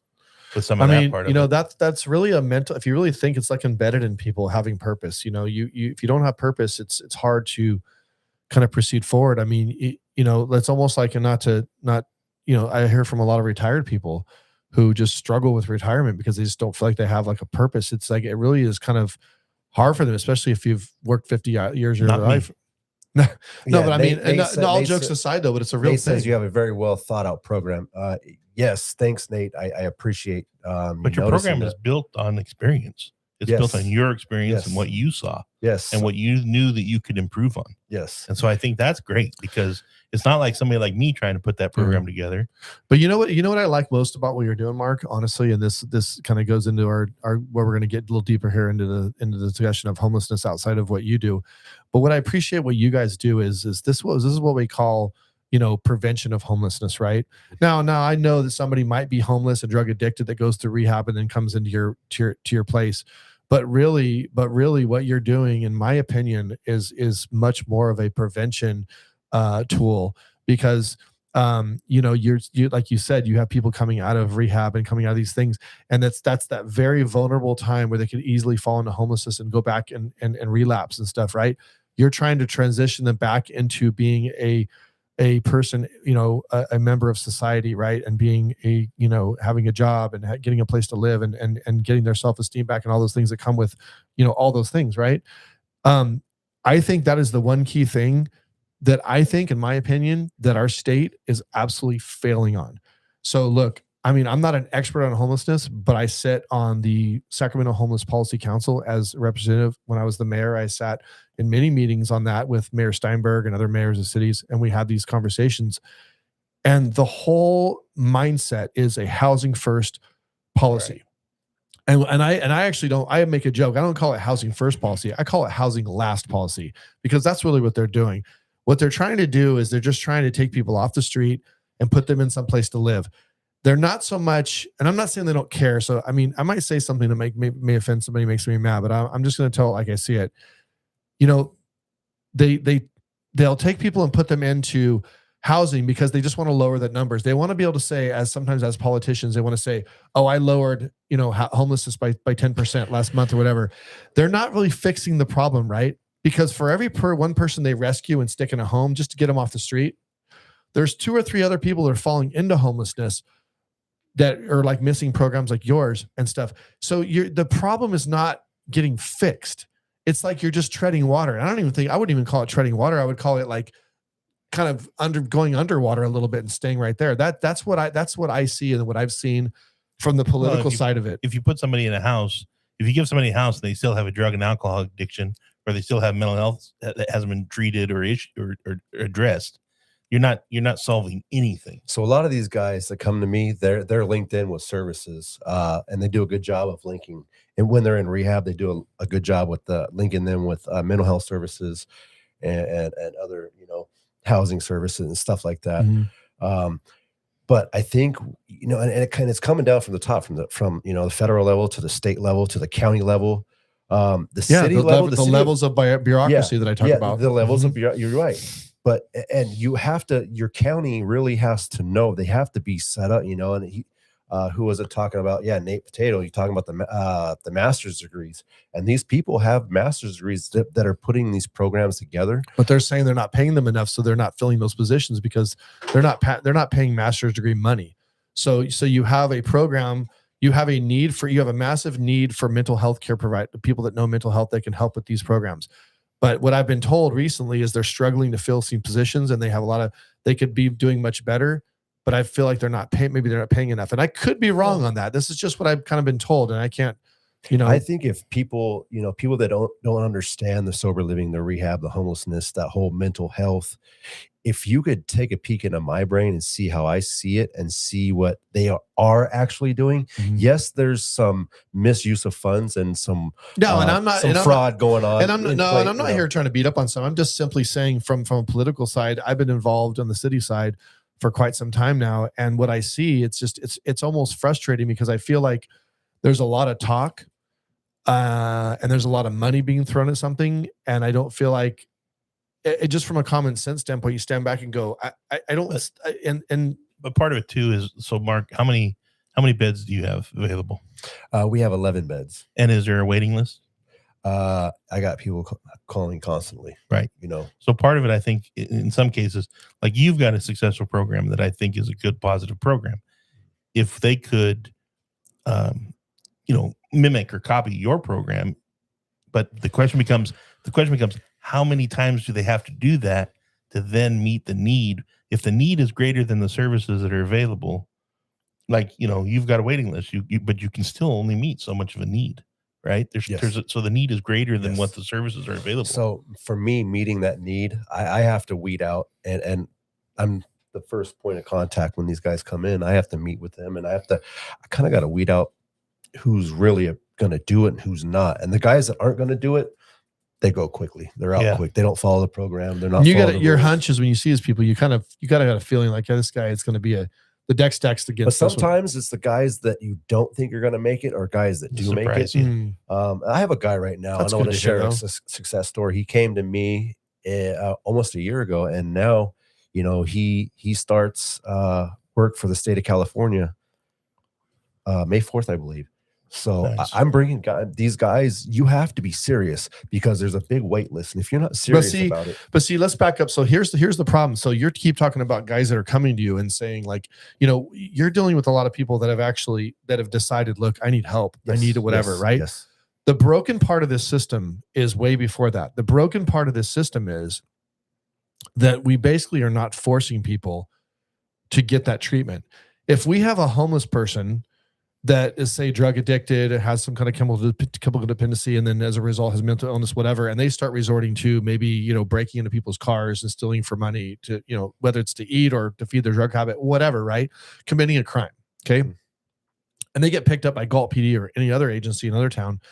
What's not happening is they're going to the justice system because of Prop 47 specifically. What's happening now is their mental illness is not being addressed, and they're saying, "Oh, you need mental help. We're going to put you in this program." There's no longer a hey, version, yeah. That doesn't happen. They end up in people like before Dan retired, he's a corrections officer. They end up in jail, and Dan's like, "We got people that they don't need to be in jail." There used to be a thing in the system called drug court, and I'm not 100% familiar with it, but I know that at the time had a lot of success in a lot of the counties. Yeah. But again, any system or any program is only as good as how it's being ran. Like you can have a system that you can, like you said, throw all kinds of money at, and we can make it county by county by county. But if this county's not running the system right, and this county's doing a great job, then it's only going to be successful. And as my understanding of the drug court work, you go before and they say, look, it's either jail or rehab. And 90% of the time they would take the rehab, right? Okay. But if you're not forcing that choice, here's the thing. Let me ask you this, Mark, as someone who came from an addictive past. How hard is it, in your opinion, on a scale of 1 to 10, 10 being super hard? How hard is it for you to just one day go, yeah, I want help. Help me. I did that a number of times. But is it hard for people to make that choice? The question I had, is it easier just to continue to be? It's a tough choice to make, because that explaining addiction, it's really hard. It's tough to let go, and it's tough to admit defeat. So I talked to when I was talking to Galt PD and getting information on this, right? So there's roughly, just so people can understand it in Galt, I want to relate this into Galt. So there's roughly any given time around 25 homeless people. These are people that are completely not sleeping in a home in a structure at night, right? They're either in a tent at the creek, they're sleeping under, they're sleeping behind a business or something. About 25, give or take. That number can as ebb and flows. People now there's 24, because there was a homeless man in the McDonald's parking lot, and somehow he had contacted me and got my phone number, and so I picked him up. I put him in a hotel and I took him up to Crib. It's Crisis. It's at Well Space in South Sacramento. Oh, good for you, man. So there are resources out there. So I was able to take that guy up there to Crib. And we're going to share some of those resources in a minute. We have some flyers. They took this man in, and now he's off of the streets. They only have limited space. So sometimes you're going to have to keep calling to get them in. And Nate said our police are having to double as almost like social workers, and they have to, whatever. And the people aren't getting help. Look, it's frustrating. I've talked to our Galt police officers. It's very frustrating to get a call to service where you have a citizen that's angry because, there's a creepy guy home. He's over at the park by the playground, and my kids don't feel comfortable, so can you go do something about that? Right. I'm just making this up. This is a common thing. So Galt PD responds, right? Galt PD goes over there. They make contact. They're like, we know this guy already. We already know he has a mental illness, possibly, very high likely, as I've been told by Galt PD. The chief told me basically the super majority, that's the way he phrased it. The super majority of the people that are homeless in Galt have a chemical drug dependency and or a mental illness. That's the majority. Okay. He's not saying all, because there's always those exceptions in this case. I want to be clear on that. I understand there is. But we're talking about those particular cases. So PD makes contact, right? And then they're like, well, so then we have that person from the county that was assigned to us that we no longer have now, right? It says, well, here's the resources we have. We have this resource. We can take you up to here. Would you like us to transport you to here? We can do this, whatever like that. But a lot of times they say, no, I don't want to do that. They just want to move along, right? So the problem is we it's frustrating for them, obviously, because they're like, well, how do I deal with this? My job is to serve the public, to, serve this person who's calling and saying this person needs to move along because they're maybe in that park using drugs and there's children there. So obviously that's not appropriate, right? But what we'd really like to do is get that person some help and get them into the right place. But the problem is, even if they're committing a crime and they get arrested, you would think, as happened with my cousin, right? You would think when he busted out some windshields in the Save Mart parking lot, we're like, we just heard he got arrested. We were thankful. We're like, thank God. So they're going to identify that he's mentally ill, and now they're going to get him help. Nope. 3 days later, that's not how coming in the coffee shop again, looking for money again. It's like, are you serious? You could talk to him and know that he's totally the jails gone. Don't have the mental health services available. But why not? Money. But it's funny and staffing. Here's what's crazy. I'm gonna drop a stat for you guys. So this comes directly from my meetings with the other mayors up in Sacramento. There's a point in time count that they call it. This is where they identify how many people they think are homeless in Sacramento County, right? And that point in time count happens every year, I think, right? And it's probably obviously not accurate down to the dead person, but it's like a census. So it's pretty accurate, at least enough to do budgeting, whatever. The amount of money spent per year in Sacramento County, we're talking millions. I don't even remember the exact number, but it's millions, multiple millions, right? If you take that and divide it by the point in time count, it roughly equates to around $70,000 or $80,000 per homeless person. Now, Mark, let me tell you this as someone who's whatever. If you were given $70,000 or $80,000 to use per person to try to change someone's life, get them into rehab, get them back into whatever, you think you think that's a good number you could work with? Oh man, there's so much to it. There's so much. But the point of it is they have that money, and whether the answer is yes or no. But you're talking about people that are untreated so far.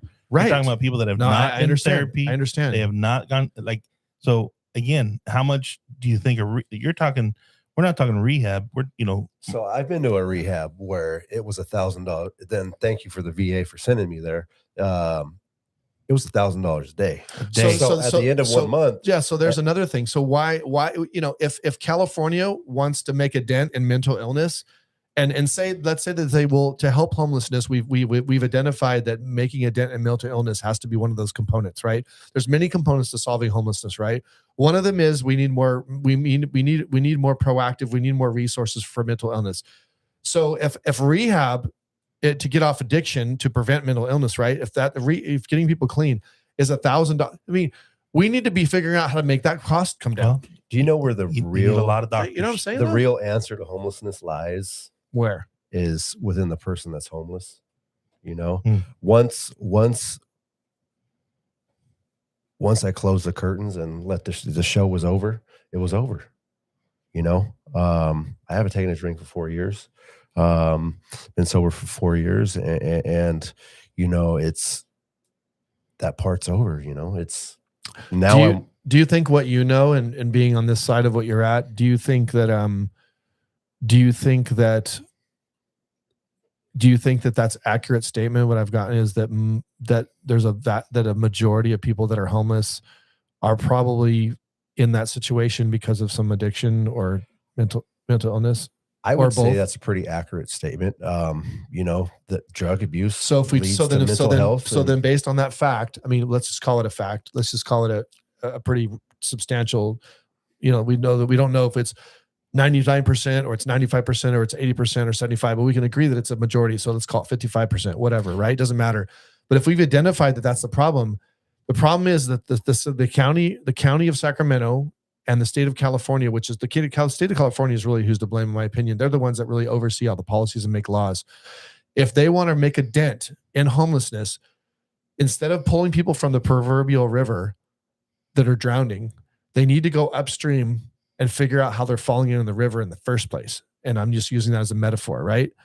And they're not doing that.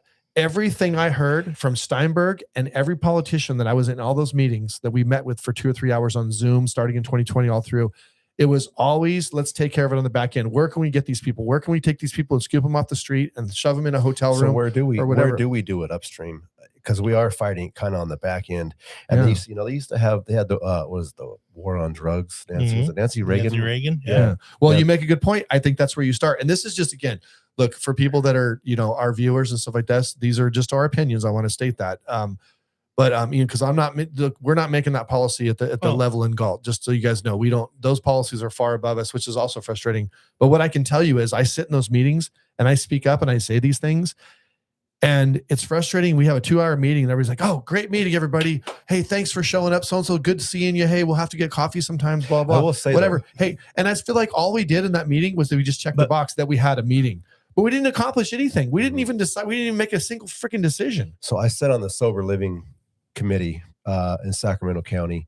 And I will say they're listening. They're listening to what I'm talking, and some of these other people. But they're not. But I know who you're talking about. But they're not the policymakers, unfortunately.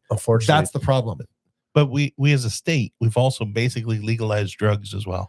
And I want to say too, I don't speak for Sacramento County. These are my own. Right. These are my own. Absolutely, yeah. Well, that's why. But we've also, as a state, we've also basically legalized drugs by making it a misdemeanor offense, which most jails don't hold misdemeanors anymore. So if you're caught with, a baggie of cocaine or something, you're going to get booked maybe, and you get released. If not, there's a citation.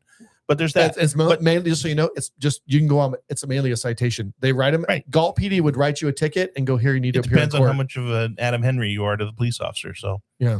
Let's go to this comment up here by Love Corky. Is there something you felt was lacking in programs you participated in that you've implemented in your own? Yeah, the job resource, the accountability. If you throw something, and there's a lot of sober living homes out there, and they're just throwing people in a house and they're saying, good luck, go to some meetings and do this, they're and do collecting money from the state to do it, or like what's their purpose? Is their purpose just to make money? Some of these people are just investors. Yeah, that's what I mean. They're just investors, and they're opening up a house here. And I've had people, I've talked with people, hey, how'd you do it? Like, I want to invest in some houses. Like, no, I'm investing in people. Right. I'm not investing in houses. I'm investing in people. Your purpose behind the St. Martin's Foundation is not the same as the purpose of all these other people. That's the difference. Yeah. That's why yours is, in my opinion, a better program, the potential of success is better with you. Yes, and that's kind of what I'm trying to bring, at the county level is there is a baseline. This is how we should be doing it. There is no rehabilitation in some of these places, I feel like the organization you're talking about that you've been giving props to, they're basically the guys, they're the people in the trenches that are trying to make a difference. They're the ones that are trying to work within the thing is, they have to still work within a policy setting though, right? Yes. If the policy setting is not right, is not correct, or it's not whatever, let me tell you this. Look, when you said, and I sat up at the Capitol, we had all the news channels there and they were covering this whole thing. It was this big old, we're going to have a homeless summit. We're all going to get together, all the city leaders. Every mayor of every city was there, including myself. We had all the Sacramento County Board supervisors. We had assemblymen, senators. We had the DA, all of them were there. And we all had a very open conversation that was all in front of staff, whatever. What's not working? What are your opinions, sir? What do you think? What do we need to do different? And there was all these great ideas thrown out. I'm not going to lie. There were some great ideas thrown around. I was very pessimistic going into that meeting. But at the end of that meeting, I actually was like, or during the meeting, I was like, this is a good conversation. I feel like something could become of this. You know what's happened because of that meeting so far? First of all, they decided not to have another meeting. So staff debriefed on that meeting, took some of those ideas. Then they went around to each city council to cities. We got visited by Galt just recently. They said, okay, here's what we've come up with. This is the idea that's most popular amongst all the other cities we visited. Galt, you're one of the last that we're visiting.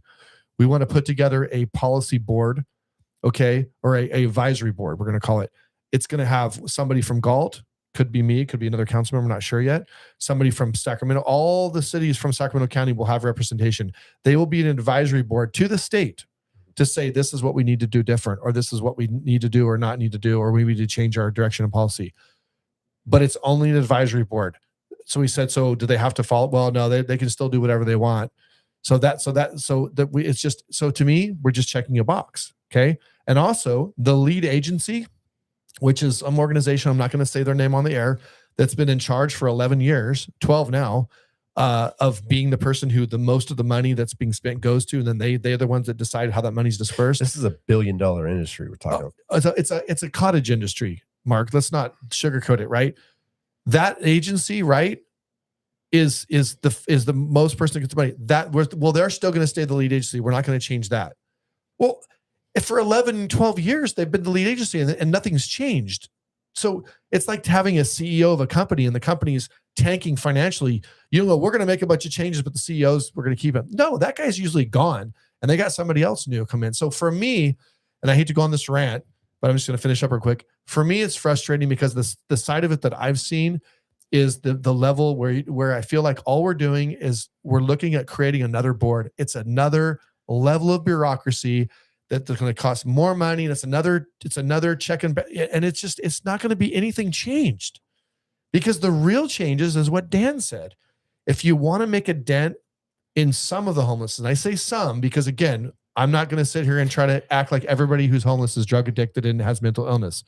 But let's assume that the majority do. If you want to see the change, you have to be the change. And that's kind of where my life has taken a turn. Right. You know, I'm sitting on the planning commission now, you know, Right. with you and seeing how Galt's operating on a totally different level, you know, and being a part of that, you know, and being able to utilize my experience as a carpenter and my past experiences. And I don't disagree with you, Mark. But what I'm saying is, though, what you're saying is you have to be, what you're calling out is not everybody in the community can just come out and start. I believe that private industry, like what you're doing, is way more successful than what government does. Let me tell you something, Mark, and you're on the planning commission, so you're new to city stuff. The government doesn't do anything efficiently. We just don't. It always costs way more than private industry. And we always like to have a lot of red tape and bureaucracy in the process, and it don't get good things accomplished. Well, when the money gets passed out to these some of these nonprofits, we're not seeing some of that money like these private industries are. You know, you can go from a nonprofit rehab at where it's $12,000 a month compared to a private industry that's getting money from Kaiser, which is $30,000 a month. Yeah, you know, so like you said, it's a cottage industry, though. It really is. There's a lot of money flowing. Could you imagine, Mark, 6-7 years ago, for yourself, you know, being a successful business owner today, being on the planning commission, being married with a family, being a homeowner, like say 6-7 years ago, could you have envisioned then where you are today? Because you were struggling then, right? You know, I always wanted to be the person that I am now. Right. But I could never get there because I had that. And it wasn't because somebody came down and gave you a big hand up. You did it. You made these changes. But Corky, I appreciate your involvement in the thing here. She said, why put people in drug addiction in prison? We should be helping and giving them tools to help. But let me tell you something, Corky. Look, I'm going to be real with you. Look, I talk to PD all the time. I talk to many people who are first, in the trenches with homeless people.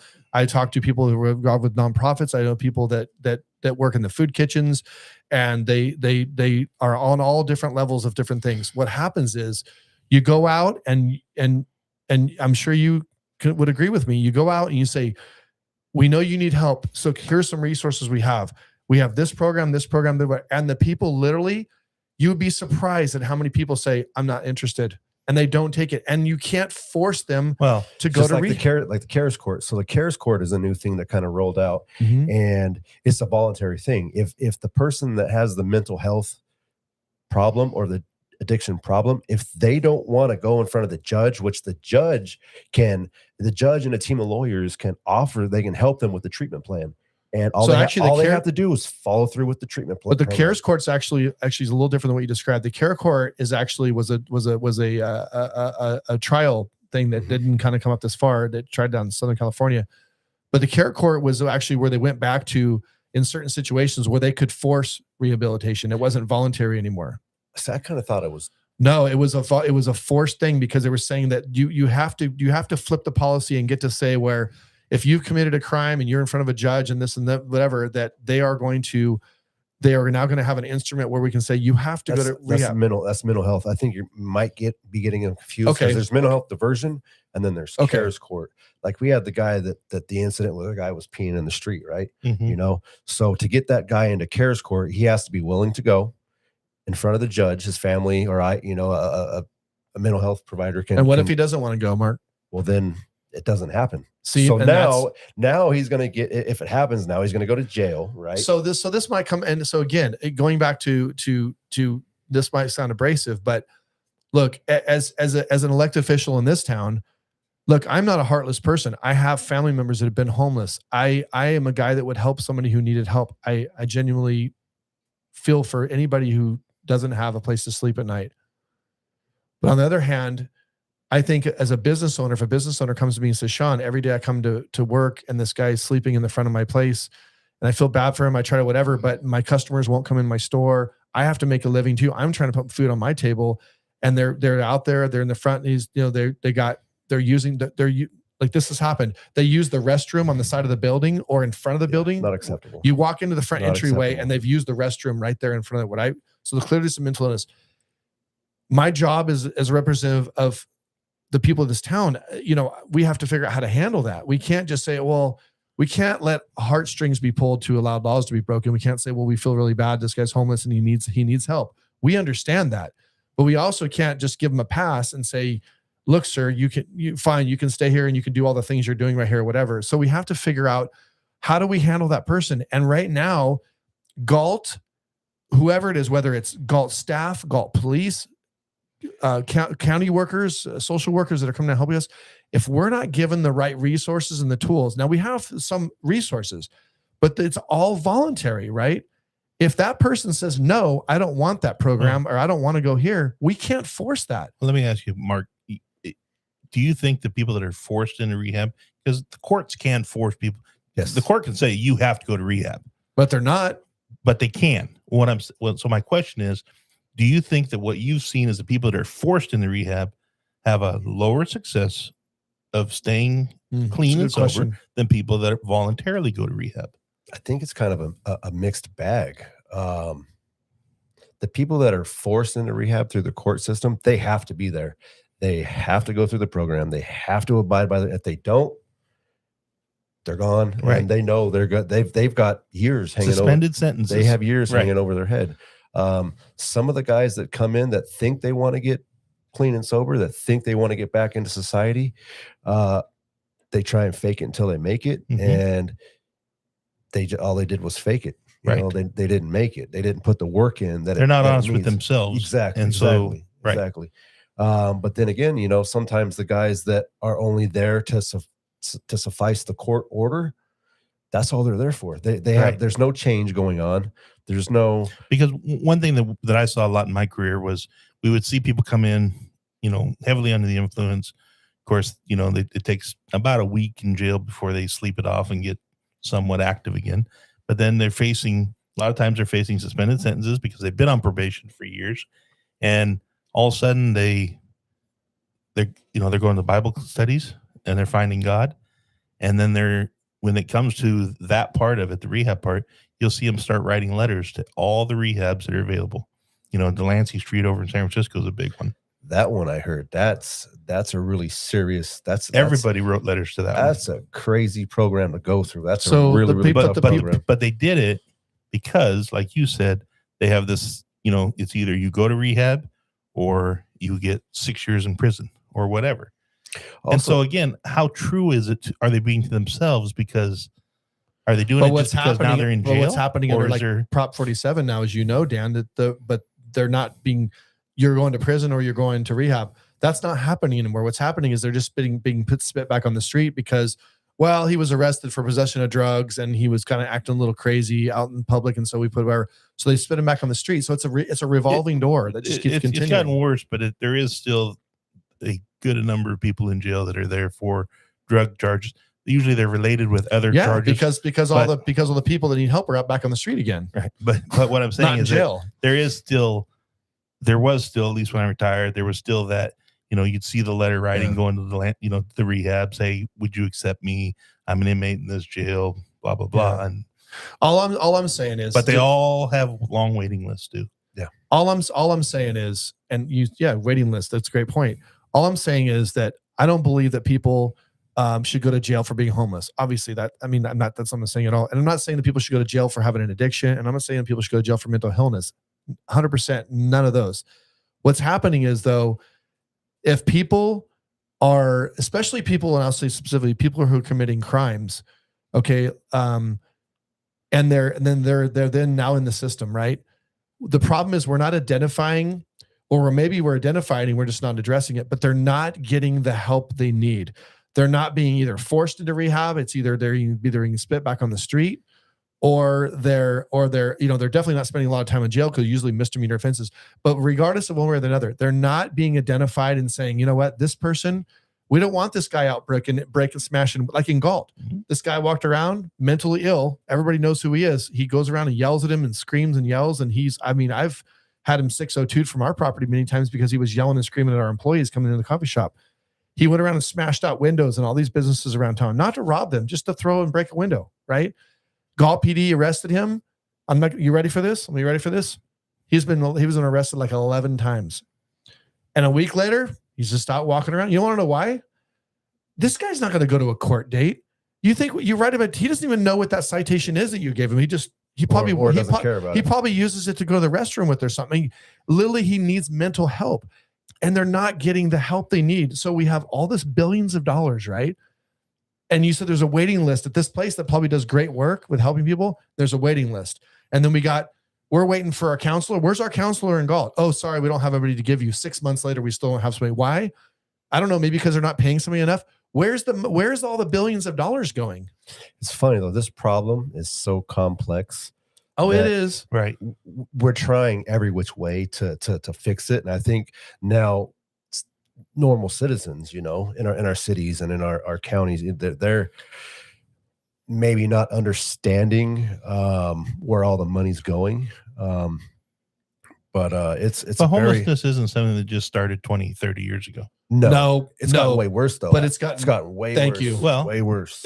Now, if you want to talk to people in the 1920s, they tell you it was terrible back then when you had all these Hoovervilles, called Hoovervilles because of the economy and changes, and they didn't have a support. We didn't have Social Security. We didn't have those types of services. But let me tell you, and I don't want to get, I know this topic is going to get a little kind of out of, a little bit, but there's a difference between people that were homeless during the Depression in Hoovervilles. I bet you 99% of those people that were living in those conditions in Hooverville were like, right. If they heard about a job, listen, hold on, let me say it, Dan. If they heard about a job, how can I not let you say it? Go ahead. No, you go ahead. Finish it. No, you go ahead. No, all I'm saying is that it's not a new problem. We're acting like it's a new problem. It's not a new problem. It's a different problem than it was back then. It's always changed. But what I'm saying is those people would love to have a job. They want it to work. Not all of them. There is it's let me tell you. Look, let me tell you, and I know you guys you're connected to this, but I'm just telling you from experience. For 8 years in the city council, I've dealt with PD on a weekly basis. What I hear directly from the police officers, this is what I hear directly from the people who are making point of contact. Yeah, because I never had any contact with homeless people. I'm just saying, you're sitting there saying that my opinion is really is. No, I'm not saying no. Like. No, that's not what I'm saying. That's not what I'm saying. That's fine. I don't want to argue with you. So I want to address what I'm telling you. Hold on. What I'm saying, Dan, is the point I'm making is that when you go out and tell people here are your resources, and they say nearly 99.9% of everybody we make contact that we say here's the resources we have you. We want to help you. What can we do for you? And they say no, thank you, and walk away. Right. Get this. What do you do? But alcohol use is also on the decline. Right. That's a fact. Alcohol use has been on a decline in the United States for the last 5 years. But what's on the increase? Drug use. Mm-hmm. Because of what? Because of weak laws on drugs. Wrong or right? Well, it depends. Not every state has weak laws on drugs. I'm not talking about every state. We're talking about California, right, Dan. We're not talking about. But you're saying okay, so the homeless only exist in California? We have the worst homeless problem in California. Any other state? Fact. Sure. We're also one of the biggest states in the United States. Fact. Okay. Well, then what's your answer, Dan? Tell us. There is no answer. That's what Mark was saying. It's a complex issue. There's no one answer. All I'm doing is there's no one answer to any of it. Each of us are just wanting to share our opinions, and I'm sharing mine, and you're attacking me because of my opinion. When I try to share my opinion, you attack me, Sean. So, I mean, I want to be able to get my point across too. All right. Sorry, Dan. Sorry. When I want to argue. Okay, I knew this was going to be this is a touchy subject. Hopefully, this is entertaining for all you at home. But it is. But yeah, I'm just saying. Look, my frustration comes from, and this is where I'm frustrated is because people look to me as the mayor or city councilman or whatever that I'm supposed to fix this. You need to do something, Mr. Farmer, about this guy that's hanging out in the park. I can't have my kid in the playground because he's over there using drugs or whatever. You need to fix this. Do something. What percent do you think of people in Sacramento, not Galt, not Sacramento County, what percent of people in Sacramento, the city limits of Sacramento, do you think are homeless? What percent of the population in Sacramento are homeless? I know that the current count in all of Sacramento County is about 70,000. So I don't know. But you're talking. Okay, so the city of proper. Galt is a population of 26,000, Yeah. plus or minus. And you say that this PD says we have 25 people that are homeless, known homeless in Galt, right? I think the number, if I recall, I'm trying to remember, but I think the number that was shared with me was in the city of Sacramento, they've identified somewhere around 8,000 people homeless. I think you're correct. I think I read It's somewhere 6, 7, 8,000. But I'm asking the percentage because just because it's not that 1% of our population is homeless in Galt, right? Imagine what it would look like if 1% of our population was homeless in Galt. Yeah, you're talking about such a small number. Well, if we have 25,000 and it's 25, it's 0.001. But the fact that anybody's homeless and anybody's suffering from drug and alcohol and mental health issues or whatever it is, so there's a need but there's also a need for services of social services to help these people. Yeah. By the way, while we're talking, we have something up on the screen right now. This is some local services this is some local things. This is not the services I was telling you about that PD comes to. We always, they do share these as well. But we have South County Services on Lincoln Way. We have the Sunshine Food Pantry, which we've had people on from Sunshine Food Pantry. They do great work and they feed a lot of people in the community, including the homeless in the community. They're very, very frequent visitors of the Sunshine Food Pantry. And Real Life Church also does. These are all food giveaways. These are food resources mainly. These are not mental health resources. These are not homeless. These are not finding a place to sleep resources. These are none of those things. These are simply just food resources that I want to share. The other flyers that we probably won't share because we're running out of time, but these are ones at the county level, right? You're familiar with some of them. These are the ones that our PD or our social worker that helps us comes out and presents. But so anyways, so yeah, it is a frustrating topic. As you can see, we're frustrated talking about it. And I just feel it's frustrating when I just say the blanket comment is just this. I feel like we still are operating the same game plan in California. The city leaders are still running the same playbook. It's like we're running the same playbook and we're not making touchdowns ever. And 10 years later, we're still running the same playbook. But the majority of transitional places, like we said, aren't running your program either, right? The majority in California are probably still running the old program. Yeah. If more of them were running programs like Mark has, maybe we'd start seeing a little bit more success in California. I agree. I think the county they're beefing up their sober living environment. I know they just added recently about 40 something beds, and that was recent. How many locations do you have? I have 2 locations here in town. Yeah. I don't stack my guys in rooms. So it's 2 to a room. For me. Yeah. We have to try new things, Nate. Thank you. I mean, what are those new things? There's lots of opinions, right? But clearly different things need to be tried. I think you just need to really just say, this isn't working. Let's try something else. But it is frustrating that there's the amount of taxpayer dollars that we're all spending and being spent. And I feel like some of it is being wasteful because of the bureaucracy that government creates. I feel like some of it probably unfortunately falls in the hands of some nonprofits that probably use the money not as efficiently as they should. And maybe there's a lot of people that, even though it's a nonprofit, people still get paid, hiring, maybe there's the CEO of a certain nonprofit that's being paid like 6 figures, but yet where's the change they've made? It's a complicated issue. I know I do feel that if drug use and drug possession and all those was treated more seriously, that I think by proxy, you would have less mental illness. These people weren't all born mentally ill, right? A lot of them become that way because of chemical dependency and so on. And because of that, they become chemically dependent. And then ultimately homelessness sometimes is the end result for some of those people.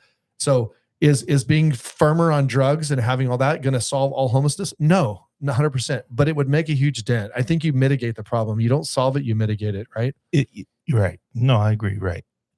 If somebody's watching today, if they know somebody that is in rehab, maybe going to be coming out of rehab or something, and they want to apply to try to get them into one of your transitional places, how would they go about do that? Like, how do they reach out, or how do they find you, or what's the best? These people reach out to me, like my nonprofit runs so thin. It's my personal cell phone number. Yeah. It's 916-494. We're going to post this in the chat, by the way. 82. So I get people calling me from the county. I get people calling me from prison, Yeah. 916-494-8282.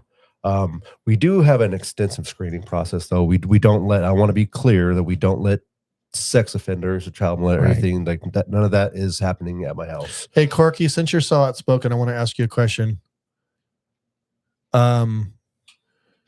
If you don't think that drugs isn't a problem with this solution that we're talking about, if hypothetically, if drugs just were non-existent starting tomorrow, there was no illegal drugs on the street and nobody was a drug user, do you think it would impact the homeless problem? I just like a yes or no answer. Just yes or no, period. That's all I'm looking for from you. Anyways, well, look, we obviously, the community owes you a huge thanks, more than most people even know what you do. What you're doing, honestly, is from the heart.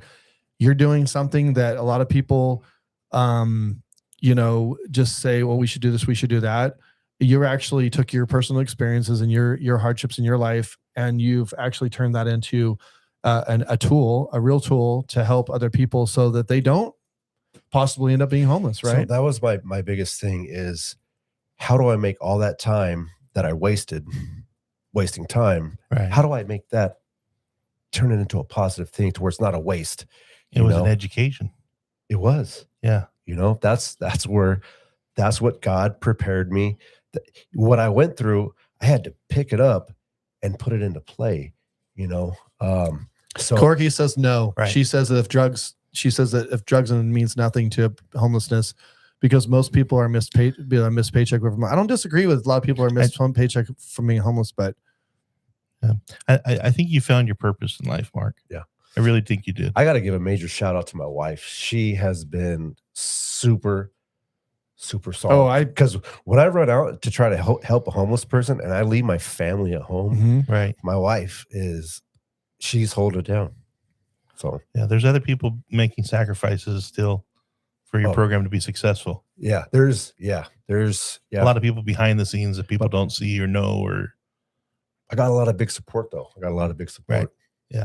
Not only you guys, but a lot of people in the community, Well, I mean, I know you've thanked me before for my help in trying to get your thing off the ground and all that. I mean, it wasn't, I just basically, help connect you with some people, and Natoli was obviously a huge, huge help. So he was probably the biggest factor, but I mean, whatever way I was able to help you, I tried, in some small way. I don't think it was anything significant, but you've done all the heavy lifting, man. It's all you, and your mom and your people that run she does a lot of the heavy lifting, and your people that run your place, your house manager, all the folks that are involved with you. You guys are the ones doing the heavy lifting. So, kudos to you guys, and, I wish you nothing but all the success in the world for your personal business and for the St. Martin Foundation and what it's. I don't know how long it's going to go, but I'm going to take it as long as I can. Yeah.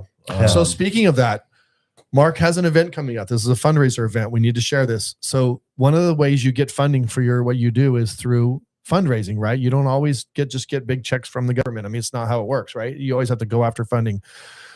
So the St. Martin Foundation, they do the charity golf tournament, right? Tell us about this, Mark. You tell us. So these things, they're not easy to run, so I had an idea. I wanted to do a golf tournament, and the president of Valhalla Club wanted to do a golf tournament, and they're also involved with Peachy Day Farms. So we kind of came together and we said, hey, let's do this together. Let's make it easier on all of us, So I want to give a shout out to the Valhalla Club and Peachy Day Farms for doing a lot of the heavy lifting here.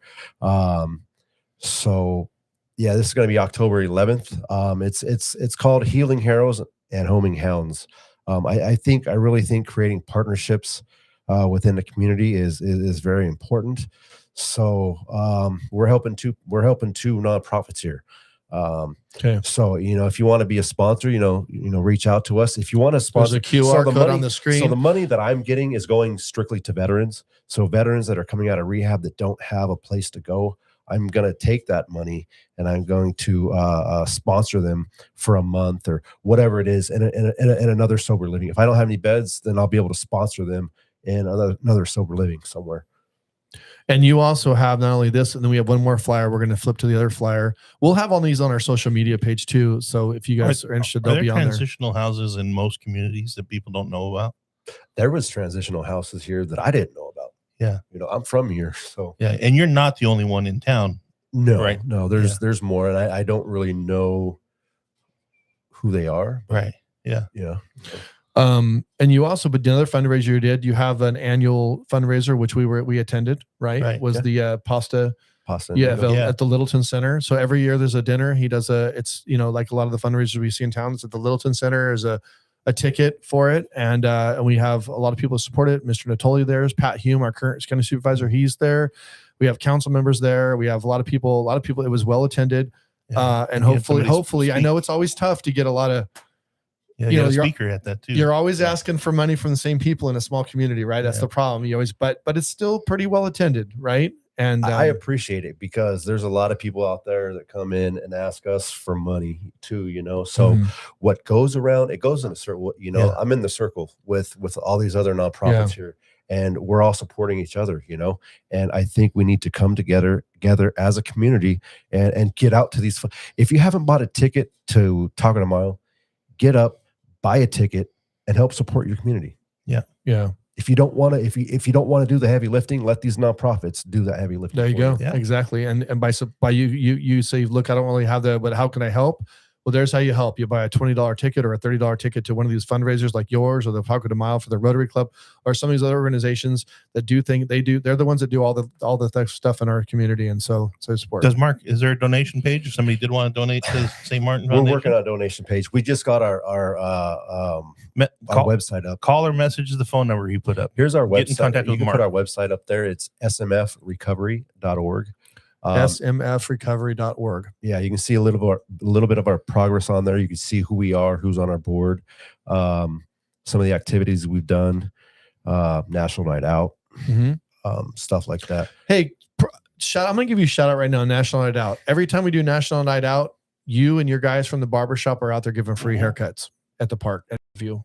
We appreciate that. It's awesome.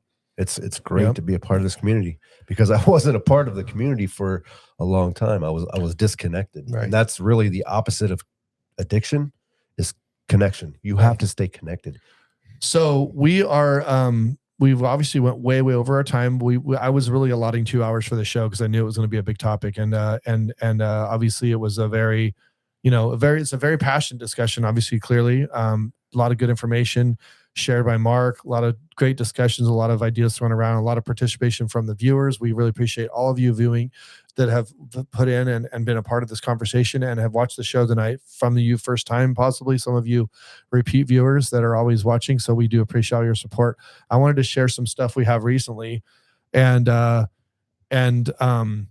I'm going to do is I just kind of made this up, but we had some new stuff made up.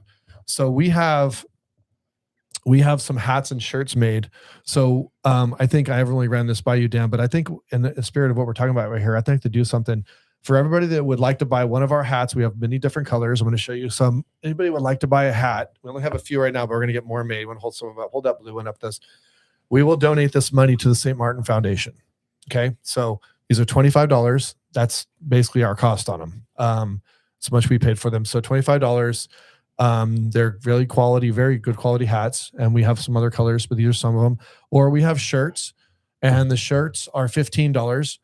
And if you would like to buy half 25 or 15, we will donate that money to Mark for every sale of this batch that we have. We just got a new batch of shirts, a new batch of hats. So that's what we'd like to do. So for everyone we sell, we'll do that. So and speaking of that, we have a gift for you since you're here. Do you think you wear, so this is a large. Do you think you wear the same size as me, or you think an extra large? I wear size fat. So how about extra? No, that's me. So trust me. When you go back to watch the show, we'd like to give you a shirt. When you go back to watch the show, you're going to look at yourself and go, "Man, I look really small next to Dan." Well, extra large fits before I wash it, and then I wash it, and then I'm like, "Dang, I should have." All right, I make normal people look small. Well, the only color show, I have XL here is this color. If you don't like that color, it's kind of a heather gray. They call it. It's kind of a dark gray. So that's yours as a gift. Thank you, sir. And if you find that's not the right size, I can give you a large. I got lots of larges. Or I think I have a large. I have an extra large in black. If you would prefer black, let me know. So anyways, I wanted to give you that as a gift. So we appreciate you being on the show. And I want to thank everybody again. I want to thank all our sponsors, because if it wasn't for you guys, we wouldn't be here tonight. We again want to thank Mr. Mark Jackson and maybe some other news, maybe something coming down the pipe that regarding Mark that we can announce someday. We'll have to see how that goes. Oh, you talking about city council? I'm not. What am I talking? I don't know. What are you talking about? Oh man, yeah. What a decision that's going to be. Well, we'll see. We'll see. But I didn't want to say anything too soon for that. So I wanted to thank again sponsors, viewers. Next week we don't have a guest lined up just yet. We have a couple guests in the mix, but we haven't solidified the timing. So we'll have to announce that. So follow us on Instagram, follow us on our social media, please. Subscribe to our YouTube page, please. We need the support. So yeah, thank you, Mark. We appreciate you. Thanks. Yep. Jen, anything else you want to say? No. I just want to say thank you, Mark, and best wishes. And I hope your world of success. All right. Be safe, everybody. Be safe. Be kind. We'll see you next week. Good night, everybody.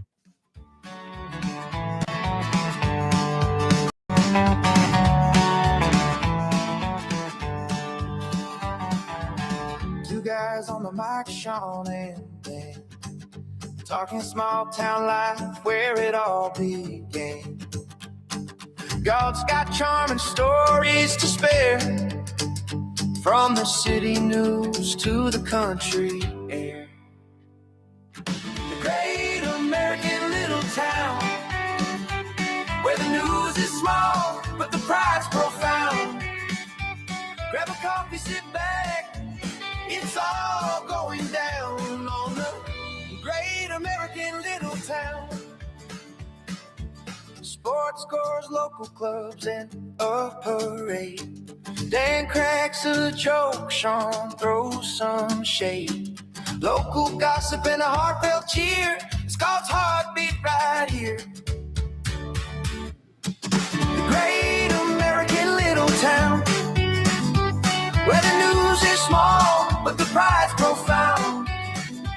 Grab a drink, sit back, it's all going down on the great American little town. Sean and Dan with the hometown spin.